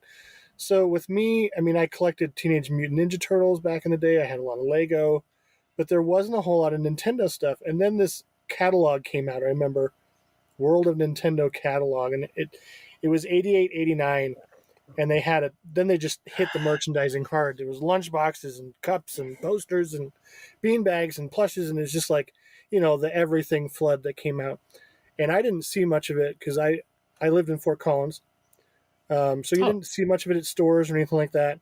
I think Lionel Playworld, which later became Toys R Us, the now defunct Toys R Us, had some of the stuff, but we didn't go to Denver very often. So my parents would bring me back the occasional thing. They knew that I liked Mario because I got my NES pretty late. I think it was like 87, 88. Because my first game was Mario 2. I had rented the system a couple times and played it at other people's houses. So they knew I really liked Mario, so they got me this figure of Mario holding a mushroom from Applause. And fast forward several years, and eBay pops up. And I wondered what the rest of that set looked like. So I searched for it and bought it all on eBay. And during the portion of buying all of it on eBay, I found a bunch of other PVC figures and things that had come out. And even then I started hunting like eBay Europe and like eBay Germany, eBay UK. And there's all kinds of promotions and stuff going on there. And I filled a shelf of little PVC figures. And then I discovered Yahoo Japan auctions. Oh, So I started like right about the time I kind of got bored with stuff that came out in the USA, because a lot of it was either expensive or I just didn't have room for it, like the displays and stuff. Then I discovered Yahoo Japan, and I was like, oh my gosh, the stuff that's coming out here is just monumentally better than the stuff that we ever got. And it's really snowballed from there when I started importing things from Japan, and I'd find things that people had never seen. And it was a great moment for me to have like this history of something we never had in America to come over and to be able to show it off. So that's kind of like what my YouTube channel is showing off all the stuff I get from I like Japan. that. That's a cool idea. Cool concept, right? Yeah, absolutely. People don't think I have the games, but I do. I also collect the games, but I'm really more focused on the ones that have meaning to me. My Super Nintendo collection is probably the biggest collection. I've got all the best ones from that, but like a lot of I still have a ton of Switch games. I'm kind of surprised that, like the red stack, that when you have the Switch games. So it's continued on. I think I buy less and less for each console that comes out, but I've definitely ramped up on the Switch virtually because it's just so easy to go on and buy those games and try them out for a little bit. But are you still like a physical game collector? Is that part of the collecting part of you, or are you kind of digital? Physical, yeah. Okay. I'm unless it's like something I don't think I'll enjoy, and if I really enjoy it, something like Spiritfarer, which I think everybody should play. That game is so fantastic. I won't search out a physical copy because I want to spend money on the merchandise. So they recently came out with some Spiritfarer merchandise on Fangamer. So by the time it comes out, because like sometimes it's just digital and then it'll come out physical on like limited run games or something like that. I prefer to put my money in where the merchandise is going to be. Right. Whereas buying a physical copy of something I won't play again, it's kind of hard for me to justify that purchase. But I know a lot of people go after the games more than the merch because a lot of people don't even know there's merch for some of the stuff that I have. But it's I'd love to buy more merchandise for some of the games I absolutely love. Mm-hmm. But the stuff that's out there is the Mario stuff. Like that's where all the merchandising happens. And right now it's interesting in Japan. There's more Kirby stuff coming out than Mario stuff.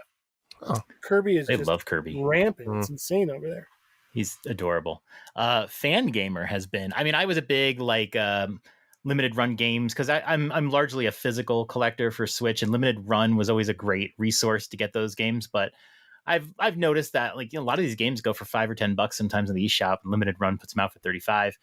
Fangamer has become, I think, my favorite video game site because they do have all the merch for a lot of the indie titles. For the indie stuff. Yeah. I could browse that site. You go to that site and they show you all like the game, the IPs, and then you click on them and you're like, there's pins and they put out really good stuff. Cause I have a bunch of dolls from Fangamer. It's really high quality. They started out with like unlicensed stuff and then they started gaining notoriety and then the indies kicked in and now they have stuff from like Mega Man, so good for them. They're so great. And I think that we're seeing a lot of that where just even the little games will have something if there's some kind of notoriety there. If it's passing amongst gamers' lips, there's going to be like a pin or a plush or a shirt, something from the game that you can show your love for it. So, and inevitably, I just came out with another room tour this weekend, and it had been a long time since I actually had the whole thing set up for various reasons. To do the YouTube videos, you have to take down a bunch of stuff to get everything ready to show. And then you have to put it back, and sometimes it just doesn't go back as fast as it comes out. But yeah, inevitably when I go through a new room tour, it's not like, oh my God, it's so much Mario stuff. It's like, oh, he has a Fez plush. Whoa, what is that about? Wow. So, or like a Katamari Damacy puppet. Wow, I didn't know he liked that stuff too. So it's really funny because everyone thinks that it's just Mario and just Nintendo, but it's everything I like to play. So yeah. That's awesome.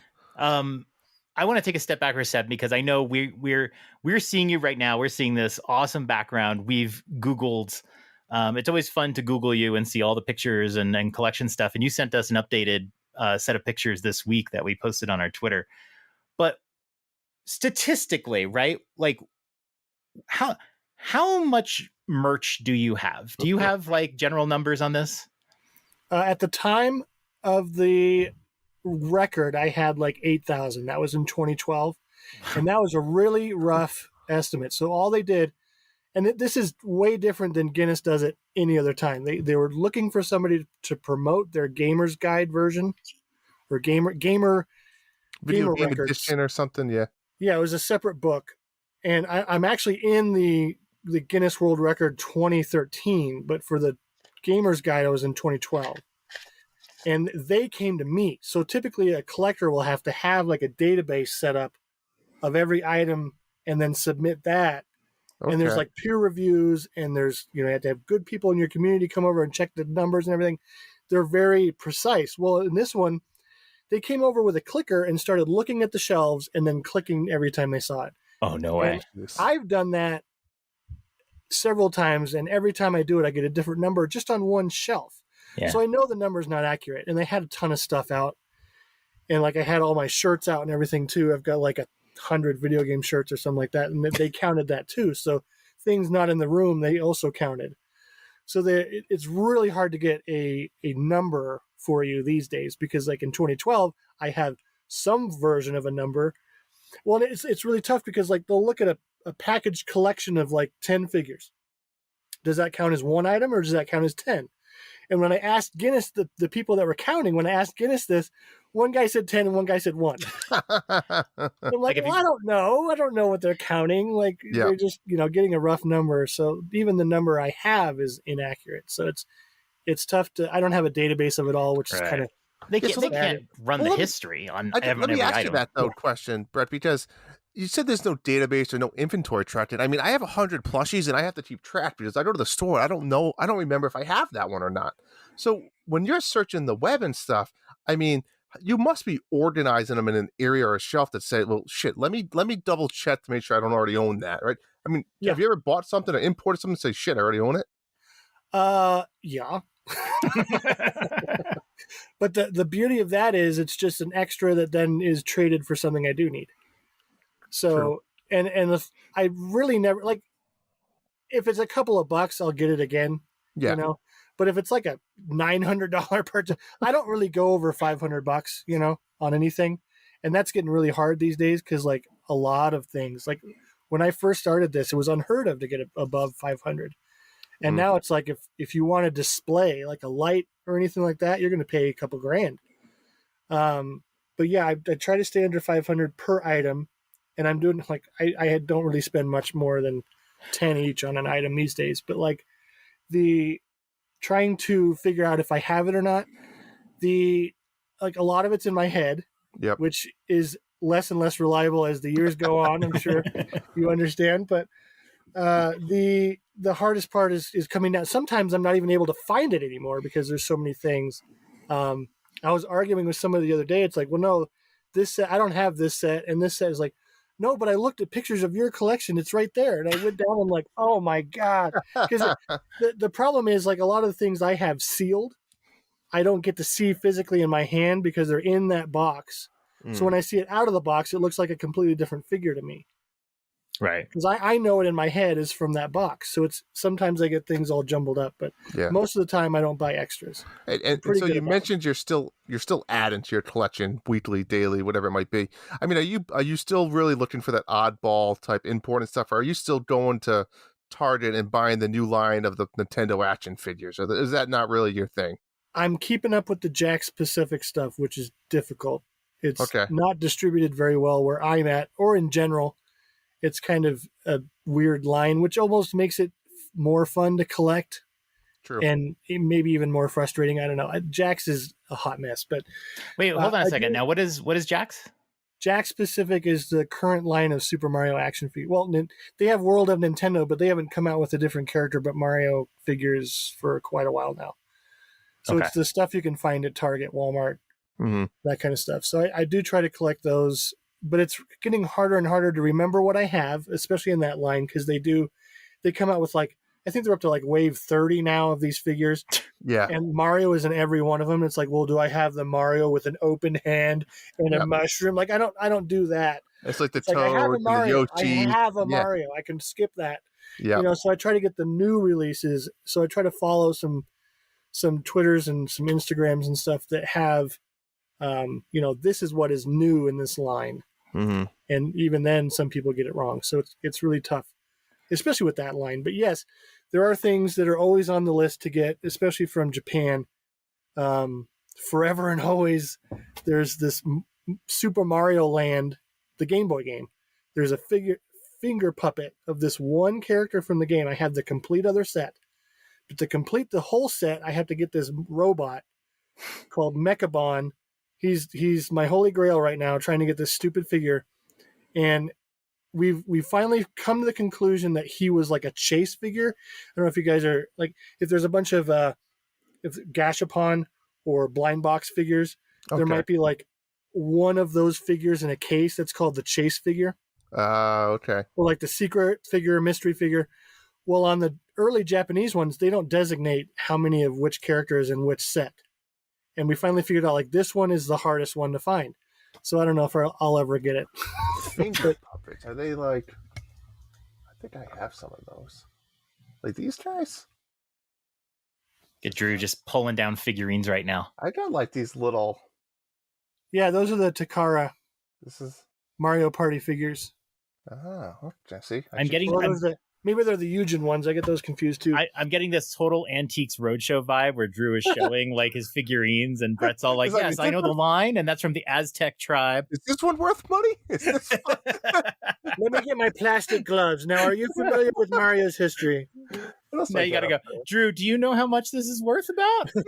It's worth right. Have you had 40,000. independent estimates of this collection? Yes. there? 40 cents. Oh my God. I don't know how you do it. So we had one of our questions was from Marty, and I think this is a good time because this is the question I think I need to know the answer to. And Marty asked, he's one of the Nintendo dads. So he was very interested in what you have.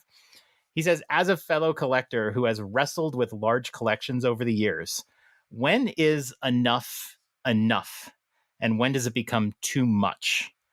And now your room is bursting at the seams right now. Has there ever been a question of, do I need to stop or never? When I moved it into this room, which I built for the collection in this house, because it was just a storeroom when I bought it, and we had to kind of flesh it out. Now, if I had like bought a room specifically for the collection, it would not be this tight. But it's definitely one of those things where I don't know if I can get much more in this room. But sometimes it comes in anyway. But I've been really good at finding spots for the most recent stuff, and like some of the really big items. Like I just got an F-Zero track that I've been looking for forever. It's a slot car set with the 4 original cars from the Super Nintendo game. And it works. It's a little slot car set, and you have your little gun and everything, and it goes around the track, and it's just the HO scale motors, and then they put the F-Zero car on the top, so it's kind of like interchangeable it's Tomy AFX, so it's right behind me. But yeah, so their brand or whatever, they can just kind of adapt it to whatever license they need it to, and they actually made an F-Zero one, which is just crazy to me. But because that game was pretty under the radar even when it came out. It was one of like the launch titles for Super Nintendo, but it was still like it never really got insane, I guess. So like having a slot car set of F-Zero was pretty wild. But yeah, trying to get spots for it, after the last room tour, I mean, there is no more white space in this room. It's just like wall to wall. Like I'm adding things to the ceiling. I'm hanging things from fishing wire, like the new Hot Wheels Mario Kart sets. So those are great. Like any glider character, I'm having them glide from the top of the ceiling. But yeah, I'm running out of space. That's definitely a thing. Are you at a desk? Are you at a desk right now, or you're just? No, I'm just sitting in a folding chair. Okay. Because I'm thinking like, well, there's room. Tripod for my laptop, and that's what I'm. Wow. Okay. Yeah. Nice. And so there's much room. There's not much room for me to sit in here. So you had to move something to put the laptop there, essentially. Right. Yeah. Yeah. This last leg is inside like a plush avalanche of stuff. Yeah, I was gonna say, can you put your feet on the ground, or are they kind of like hovering right now? They're planted on the ground. Okay, I'm on a doormat from Nintendo GameCube and Game Boy Advance. because of course. And next to my foot is this Chain Chomp figure. Wow, look at that thing. And so there's like a little suction cup. Oh, and you okay. plug it down and it's motorized and it bounces around. Oh my God. gosh. My dog and your cat, John, would have a field day. So I got to ask two. I mean, one, as a Plushy fan, I mean, educate me. I saw one of your videos about the Malo Plushy, or you linked another. But tell me what should I be looking out for as a Nintendo Plushy collectible? I don't think I have anything crazy. I have all the standards, but The best company for plushes is the Sane plush. okay. And they are they're distributed here by a company called Little Buddy, and I think those are the best plush versions of all the Mario characters that money can buy. Like those are probably the best looking characters. They're really well manufactured. They're often like the counterfeits of them are easy to spot because the Okay. quality just isn't there. Yeah, you I can think you have definitely to tell. Really watch your counterfeits because they're really bad. Agreed. Let me see here. But yeah, for old school stuff, a lot of it's still on Yahoo Japan. For the old stuff, especially like the Super Mario World, you can get those pretty easy. The Banpresto Super Mario World, the Banpresto Super Mario Kart set is pretty available still. And then you kind of start getting into the shoot-off games like Mario Party. Those are going to be expensive. Mario Party 5 set is insane. And then, like, I don't know if you heard on the video, the Mallow plush from Super Mario RPG, the first one went for $22,000. The Good second Lord. one went for $35,000 that we know of.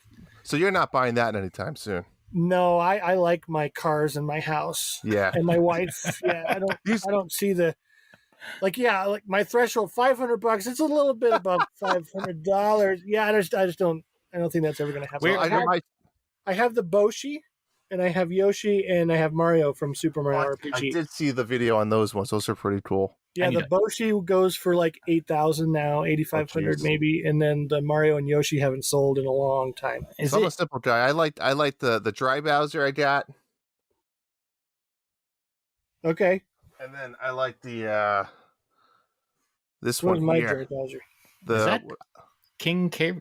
No. It's not though. It's called King. It's Super Mario Brothers Super Show version. It's from the Oh, show. that's right. So both of those are unlicensed plushes. Correct. Yeah, these ones aren't on, but they're good quality. I'll tell you that That's much. bigger than I thought it was going to be. I really want he's that pretty- King Koopa one. He's like $15, so I might actually pick him He's up. 'Cause, pretty like, big. I have connections with the Super Show, man. Do you? Love that show. It is a good show. I love it as well. So I did ask, out of all this stuff, my last question I have for you, what's your favorite? What's your favorite Nintendo item to collect if you could pick one? Yeah, that's not a fair question. It's like picking a favorite child, right? Should have been in the gauntlet. Except even worse because I only have 5 kids, but I have like 20,000 items of it in here. That's all right. It's tough. I like prototypes. That's kind of the thing that I'm known for, is having some prototype figures from a line called Toy Sight. The brand was Toy Sight. It's an offshoot of the BD&A plushes that were sold in the Nintendo 64 era, and they were going to have this whole offshoot company that was going to do like Ocarina of Time figures and plushes and all these things. And I have a couple of those prototypes. Like I have a Fox McCloud figure and a Metal Mario figure from that era, and a bunch of Donkey Kong 64 stuff that it would have been great to have it released, but never came to be. So I do like collecting prototypes, but they're really hard to get a hold of, especially now. They're going to go for thousands. Oh yeah, absolutely. There was just a Deku Link plush that we have pretty much confirmed it was a legit deal, because when it was on eBay, I'm like, I don't know, that looks really like it looks like a custom plush. Yeah. But it was actually like a sample of what a Deku plush would link, or what a Deku Link plush would look like back in the day. So it was pretty cool. That is pretty cool. And one of the people in my group got it, so we get to look at it. It's pretty cool. That is nice. John, what else you got? We have a couple other questions that we definitely have to get in here. Okay. This one is from Twitter, Bascom, who said, clearly I'm getting old because it seems silly to me to have such a large collection in such a small space. You can't even see a lot of the stuff because it's crammed in behind other stuff. I don't even want to know what it would take to get to something in the back corner. So question, are there tunnels in your room? So wormholes. Ooh. No, just kidding. No, everything's accessible. Sometimes I have to dig through some plushes on the floor, but pretty much everything's accessible without having to reach too bad. Right. And plushes go back super quick, so it's no big deal. And everything's so compacted too, because you were saying like if you get something, I mean, like it's almost like a quantum physics type question. Like there is always room to put a little piece of merchandise in this room. At some point, there's a limit, but like as packed as that is, there's room. You can put things on top of things and whatever. Like I think you have infinite room. Now, if you that's ever kind of what I'm experiencing with some things, but like then I'll buy like a playset or something. It's like, well, that's not going to work. would you? I mean, like, are you never moving? I mean, I can't imagine if you had to move. I have moved this collection twice now, maybe 3 times. So the first, it was on a series of shelves. So like, you just move the shelf into a box, and you take it with you. Wait. And you don't just move a shelf into a box. There's more that goes into that. Yeah, if it was rare stuff, I'd like individually wrap it and whatever. But like if it was a bunch of plushes, like plushes don't really need to be. Yeah. And like now I'd wrap the $8,000 ones and like all kinds of things. But moving it from my last house to this house was probably the biggest project that I'd undertaken in this collection room business. And it was something that was before Amiibo too, because I have like this whole Amiibo wall. I have it all set up to be the Smash Brothers character select screen. So I have like everyone in their place, and then like the Mario Amiibo are up top, and then I have like the Smash Brothers select screen, and that was a wish I'd had ever since like Melee, I think, of like let's get some figures of these characters because I just loved them all. But so I love that part, but like having to box it all up again would be extremely difficult because it was really hard. Like at a certain point, I just ran out of time, and I was just shoving little figures in boxes and taping them up and moving them out. And it was in storage for a time because I had to build the room, and then I pulled it out of storage and put everything in, and that was a whole like process. It was fun to like organize it all, but like I'd get a box in and I'd put it up, and I'd get a box in, and I'm like, well, now that has to go all over the place. So yeah, it was a very difficult process. It took a long time. And how's your wife in regards of, understanding and I mean, I'm still married, so you you got that going for you. Yeah, absolutely. Yeah, 5 kids. I think things are going pretty well. Yeah, you just kept giving her the kids, and she kept giving you the Nintendo stuff. Yeah, I get time to play games, and I get the flexibility. Basically, my life advice is find someone that looks at you like Samwise Gamgee looks at Frodo Baggins. You gave the perfect reference. If you knew a little bit more about me, that made my day. If there's anything I love closely as much as I love Nintendo, it's Lord of the Rings. We just finished it with my oldest son. Oh wow! The original trilogy. Well, we did Hobbit first, so I guess we finished the whole thing. Yeah. And we read the Hobbit first, and we were starting to read the Lord of the Rings. That's a tough one. Just like, Dad, can we just watch the movie? Yeah, that's like fair enough. This is getting pretty deep. Yeah. Yep, it is. But yeah, it was a long because we got the extended editions. Oh, yeah, you got it. The only way. We do like a disc a night. Oh yeah. And it takes you can only really watch it under certain conditions because like one has to be asleep and the other two and the other. Yeah. So you have to wait for the nights to be right to watch it, and yeah, we finally just finished it. I can't wait to introduce it to my kids. I have a little shelf with Lord of the Rings stuff. I have a doll and plushie, and yeah, they always like, what are these guys? Like someday I'll teach. But I still pray young. They like it. True. See, my oldest was all in, and my second oldest, who's 12, he's like, no.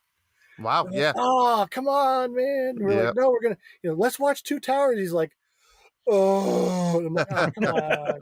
Got it. It was funny because he liked The Hobbit, but he just wasn't in on the.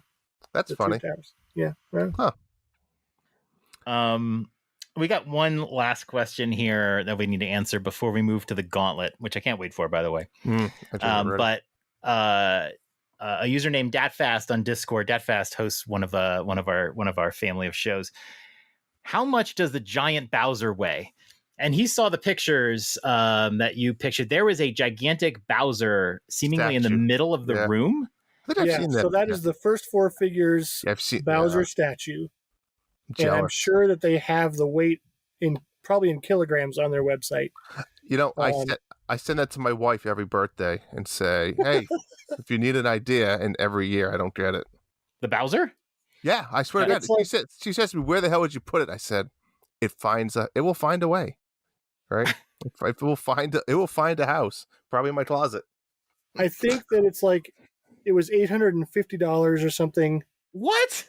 Yeah, so this is like collector stuff. Yeah, it's nice. When it first came out, and now it's like it's sold out. You can't get it. Let's see. I'm going to pull it up here. Pretty much all of this stuff goes up. The exclusive version, $700, sold out. Description. See if it has the. What will weigh more, the Bowser or the cash to buy the Bowser? In quarters? In quarters. Cash isn't that heavy. In quarters, yes. Unless it's in quarters, yeah. 21.1 kilograms is what in pounds? Man, I feel like we should know, but we're just Americans. Looking it up, it's 46 pounds. 46 pounds? That's above the OSHA 40 pounds heavier than limit. my youngest child. Wow. Yeah. That means you need 2 people to pick it up, according to OSHA, John. Really? Wow. Yeah, 40 It comes pounds. in 2 boxes. The base comes in a box, and then the Bowser figure comes in a box. Oh my gosh. And the boxes for these things are like... Oh, they show up huge, yeah. Bonkers. Like, I just got the Mega Man 11 statue, and that one's really tall. It's not as big as the Bowser, but it's really tall, and I think that was like the $500, $600 range or something, and the box was just a tower. It was crazy. Because they have to pack it so well because they deal with international shipping. So. Oh, yeah. Wow. Those collectible statues are amazing. You see them in Comic-Con and stuff all the time. And they come across, they'll see like a Bayonetta one or something. I'm like, ooh, I want that. Remember they had, Drew, we talked about it, the Pyra statue that they made. And it's and then it's like $400. And you're like, oh, I really want this in my room, but that is hard to justify. That's awesome. Yeah, that's a tough sell, that one. At least Bowser's cartoon. When you can buy a new console that's like hours and hours and hours of entertainment, or this figure that's just sitting there, it's like, that's hard. That's really hard. Right. That is hard. Which will always be at Bowser, risk of breaking. I paid for Bowser over like 2 years or something because it takes so long from their announcement to when they produce it. So you just pay in installments, and then all of a sudden it's like, oh look, a giant Bowser showed up at my door. So it's not, it's not really it's not like an all-in-one purchase for me. I want to see like the postal worker lugging it to your door, and they put it down and they go, gosh, what is this thing? And you pull out of the box. It's Bowser. Fuck you. Yeah, I'm not on good terms with a lot of shipping companies. So. They've got you on a dartboard somewhere. Oh, what's that Brett guy again? Oh, no, it's another statue. No. Christ, what he buy now? I like your Scottish postal worker. You should deliver, make it more fun. I live in the United States, but I'm Scottish. For some reason, because I'm past. He just won't lose his accent. Oh my gosh. All right, Drew, should we do the gauntlet here? I can't wait. I can't wait. I love the gauntlet. So we've been prepping this. So Brett, the gauntlet. Welcome to the gauntlet. All right. First one. What was the worst game you had to review for Nintendo Force? Ooh, the worst game. Well, I think I'd have to go back to. Oh man, I forgot the name of the damn game. Anodyne 2. Anodyne 2. It was probably pretty unheard of. It was a game that took the polygonal art of like the N64 era and tried to make a game with it. And it's more like, I guess I could describe it as more like of an art piece, but I just didn't get it. Wow, yeah, that does look a little brutal there. It does look bad. How much would you need to be offered to sell your entire collection? 1 million. Well, yeah, I don't know. It'd take a hefty amount to part with it. It'd be tough. I think, Drew, the original question was, would you sell your whole collection for 1 million? And I think Drew bailed because he knew you would say no. But let's see. If somebody offered you $1 million for your collection, would you sell it? Yes. Okay. I agree. I think that it would be just based on the amount of stuff and how it's what's the word? Not accumulated. It's appraised over the years. Yeah, you'd make a lot of money. I don't know if it's worth $1 million, but seeing as how like some of these plushes go for 8,000, you never know. It'll get up there. All right, $1 million. If any of our listeners are interested, I will forward them along to you. Yeah, we'll get you in touch. Yeah. 1% commission. Offer it up right now. All right. What's your favorite game of all time? Super Mario Brothers 3. Okay. All right. I was thinking it was going to be Secret of Mana because you kind of mentioned it earlier, and I was curious. It's on the list. Final Fantasy VI, in my eyes, beats Secret of Mana, but I don't think anything will ever beat Super Mario Brothers 3. I think it just hit me at just the right time in my life. My favorite animal has always been a raccoon.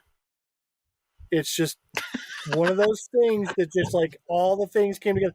And I was in the theater, man, when they revealed it in the Wizard movie. Ooh, that's right. Yes, and like you had to anticipate it because it came out so much later after that. After seeing that, I was just salivating for so long. So I guess I learned patience through waiting for Mario games. But like this game just absolutely blew my mind, and it's still, I go back to it often. It's just something I've introduced it to all my kids, and they also like it. Not on my level, like I don't force games on them or anything like that, but it's just like, please experience this game and give me your thoughts.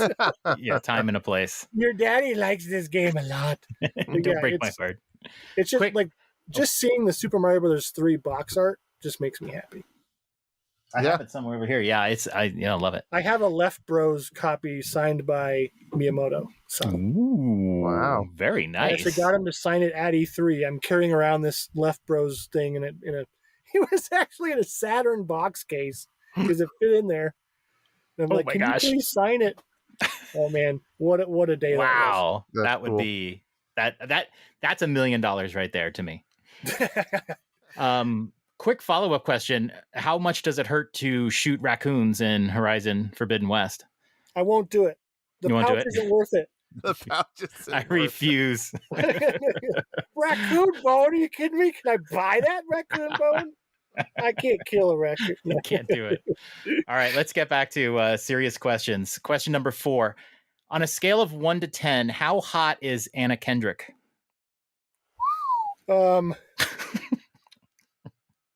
She's our favorite on the show. Okay. When she's singing, 8. When she's not singing, 7.5. Wow. Oh, wow. Wait, that's an average of 7 3/4. Yeah. She's a 10 out of 10. I liked you, Brett. I did. I liked you for a while there. Well, that's the end of our show. No, okay. Brett, Nintendo comes to you and they offer you a job. What would your dream job at Nintendo be? Gosh. Director of merchandise? I mean, that would be a good one. Hired. Could you get the I've amiibos got some going? ideas. Yeah. Can we finish off the Smash line and the amiibos? That would be your top priority at this point? Can we move wrap that up? That'd be good. Do you think that amiibo will be done when they're done with Smash? I mean, how long we got amiibos coming in April, and then the Minecraft ones are delayed, and we still have a bunch of other ones still to come. Yeah, we still have all the DLC characters, like all the way down to Sora. They said Sora would get one. Yeah, I feel like that's going to be like 2023, like mid. Right. I think, just in my recent Nintendo Force amiibo update, I think I said we'll probably have it in 2023, but that might be the last year. Yeah, because they don't know. I speculated that maybe Breath of the Wild 2 would spawn an amiibo, or they'd just re-release some of the other ones, but It seems like as it goes, I don't know if the Toys to Life thing will really. I mean, they are re-releasing Amiibo for Kirby, so yeah, but the same ones. It's just from the previous line, yeah. Right. But, okay. The Amiibo brand is still ongoing, so. I do collect all the North American Amiibo. That's my thing, and I really hope they do kind of end it, so I don't have to chase them down constantly. But yeah, I'm completely out of room for them, but I'll still buy them all. yeah, and I'll never. They won't be in the same spot, but I did buy a couple of the Japanese ones because, like the Rob from Japan has the Famicom. Oh, so cool looking! You're right. Version. Do you have the Box Boy? I love the Box Boy. I don't. I did not get the QB. Yeah, he's really cool. Yeah, he's worth a lot, ridiculous amount of money. Yeah, I don't have him. I did buy the Monster Hunter ones from Japan. I ended up selling them, but I really would like that Box Boy. All right, you and me both. Let's see if you have an opinion on this. Should the Souls games stay hard, or should they offer an easy mode? Hard or death. All right, I like it. What is your biggest guilty pleasure? Buying something expensive from Japan and having to import it and figure out how to hide it from my wife. Do you get a thrill to know hide it from my wife, like that it's in the mail, but you have like 3 weeks maybe before it shows up, and you have no idea when? I'm always biting my nails. Well, so I opt for if it's worth anything at all, I always opt for the quicker shipping because I just can't deal with it. It needs to get here safe. Right. I actually lost my first package recently. It was last year. And do you remember when like all the customs garbage was going on and there was like warehouses full of stuff? Somewhere in one of those warehouses is a box. And what the weird thing is I shipped 2 boxes from the same company, and one box made it and one box didn't. Oh. And I just have this outstanding order from customs. And every once in a while, they'll, like every few weeks, they'll update me like, it's still open. We're still looking for it, but nothing yet. And I'm just like, God damn it. So yeah, that's a nail biter trying to get it here. But I hadn't lost a package, I think, yet. And then just last year wasn't good. Wow. Hopefully it'll show up one of these days, but it's not the end of the world. What's in it is just kind of like a couple of plushes I think I already have. So they're like variations, so I'm not like champing at the bit. But. Yeah, they'll knock on the door. Your wife will be there. Oh, front house. She had a weird expression on her face when Bowser showed up. I'll tell you that. Oh no! Oh, what did you buy? Oh, don't worry about this. You can't hide that under your shirt or anything like that. Yeah, exactly. It's like bigger than like. Yeah, that doesn't blend in on the shelf. All right, Brett. Did you do your own jackass stunts as a kid? No. All right. See, just you, Drew. Always a cautious person. What is your biggest Nintendo purchase regret? Earthworm Jim 3D. I'm a diehard Earthworm Jim fan, and I guess it's not really Nintendo, but it was on Nintendo 64. And man, I waited forever for that game to come out, and it was absolute tripe when it did. I was so pissed. How could you do this to old Jim? I mean, it sounds like you had that built up. You were ready to answer that question. That's pent-up aggression from when I was like 15. Why would you help you get it out? Yeah, that game is my go-to, like, regretful thing, yeah. To be fair, there were a lot of bad 3D, sure, moves from 2D. But I think in Nintendo Power, they kept having updates on it, like it's coming soon, but they're tweaking it so they're going to make sure it's a great game. So they're just like, endlessly building it up. Yep, hype train. And then it finally came out. I was so excited. I ran to the store, got it home, and I'm like, oh, this is just broken. It's devastating. I finished it too. I like aggressively finished it. It was a very difficult game. Like, I will finish this game. Maybe there's a redeeming factor later. There was not. Oh, I've dubbed that hate playing. That's my term for it. When you play a game that you hate, but you have to finish it.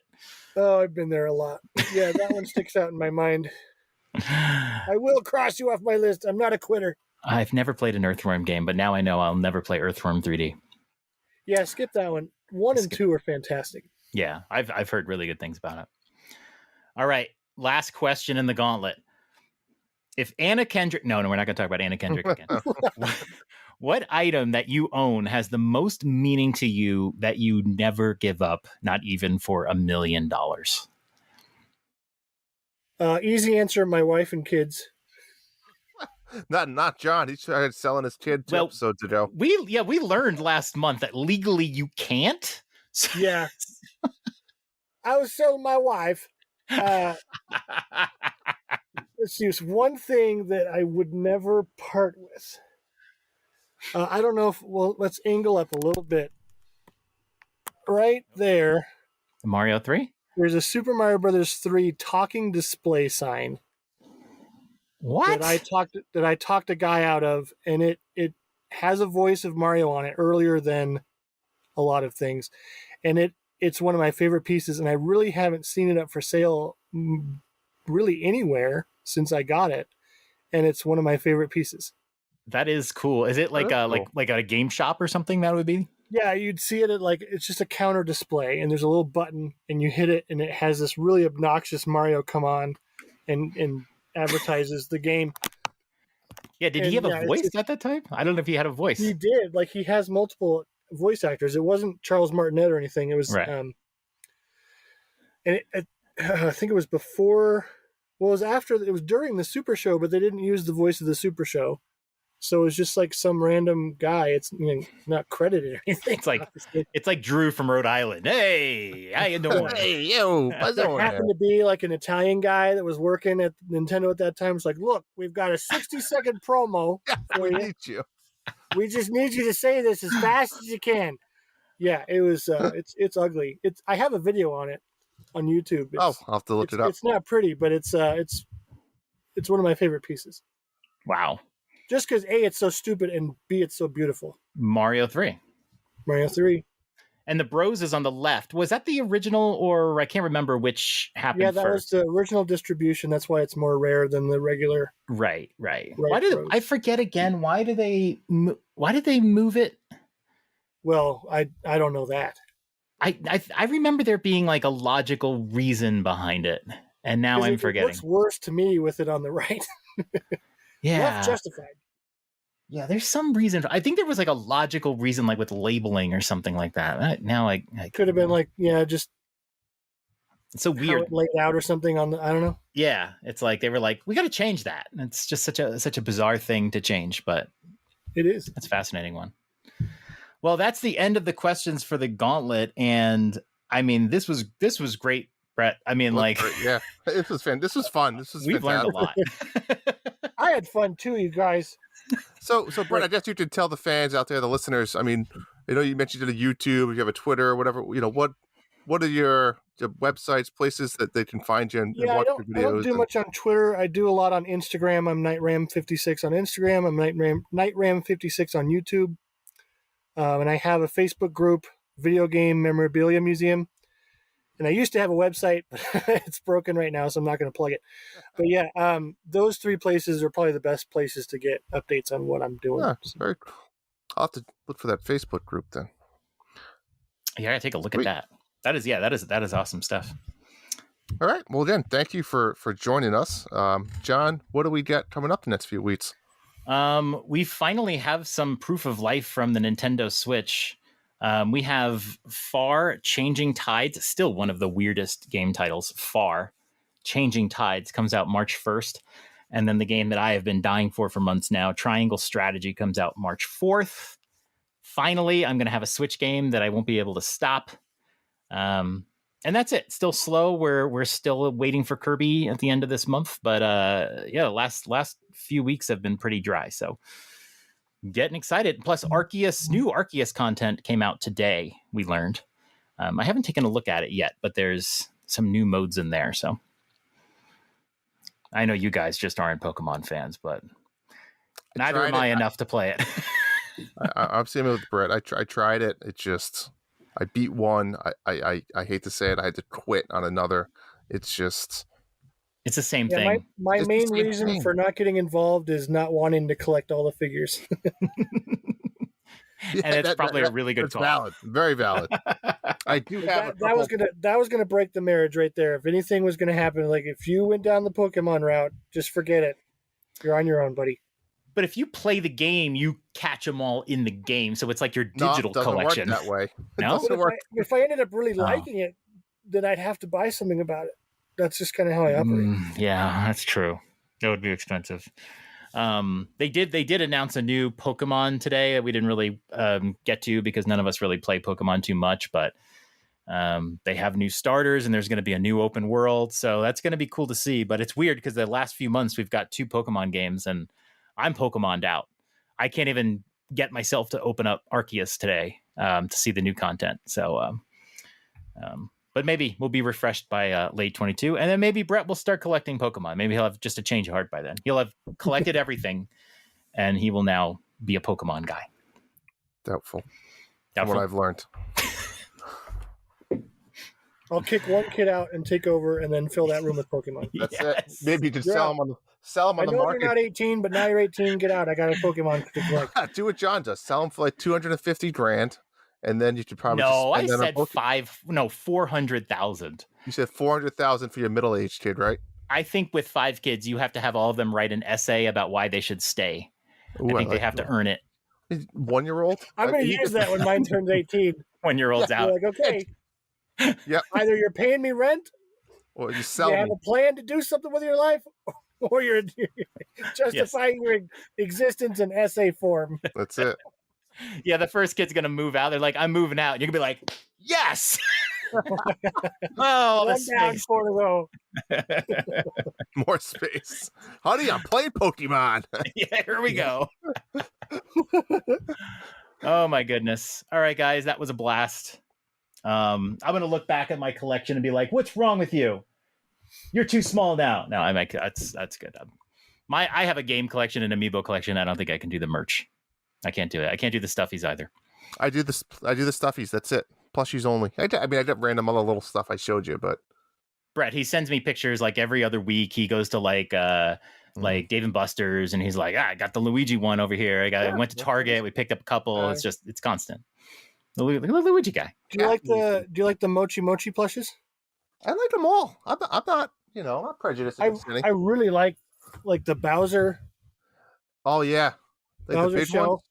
That's like a good one to throw. I like the big shy guy. Oh, I got that guy. We got a Thwomp. He's actually a good pillow. Yeah, this one I got. Yeah, I really want to put a couple of these on our couch, and my wife's like, "No, it always stays in the room."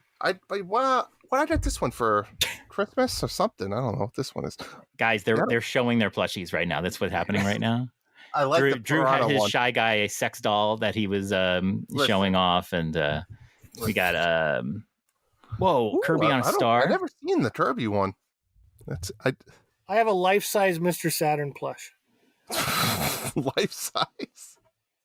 How would he get life size? We don't even know what life size is. I know. Someone knows. eToy knows. Someone knows. He knows. He knows. Awesome. All right. Alrighty. Well, that was great. I hope everyone had a good time. It was great.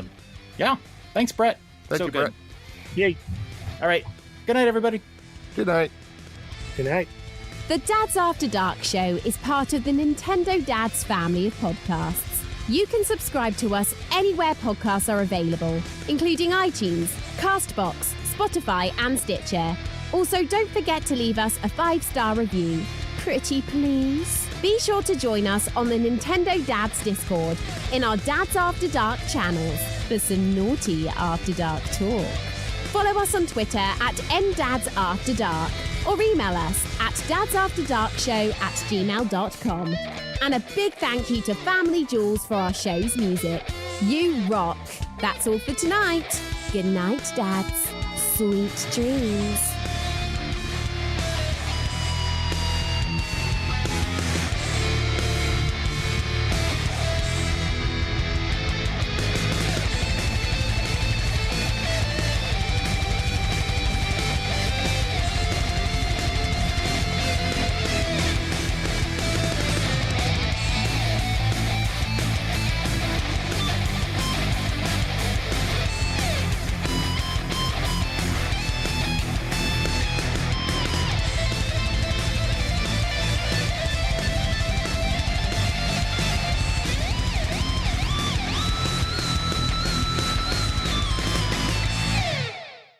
So He once you definitely have does. more than one kid, you get rid of the months things. You just say the years. I agree. right, yeah, it's just like he's one. What? In the beginning, you're like, oh yeah, that's 13 and a half months, and then the second kid, you just start rounding down and where it's And the fifth kid eats off the floor. It doesn't matter. yeah. He's going to be the one with like the indisputable immune system. You can't That's right. get rid of that. You're just throwing their shits in the woods at that point.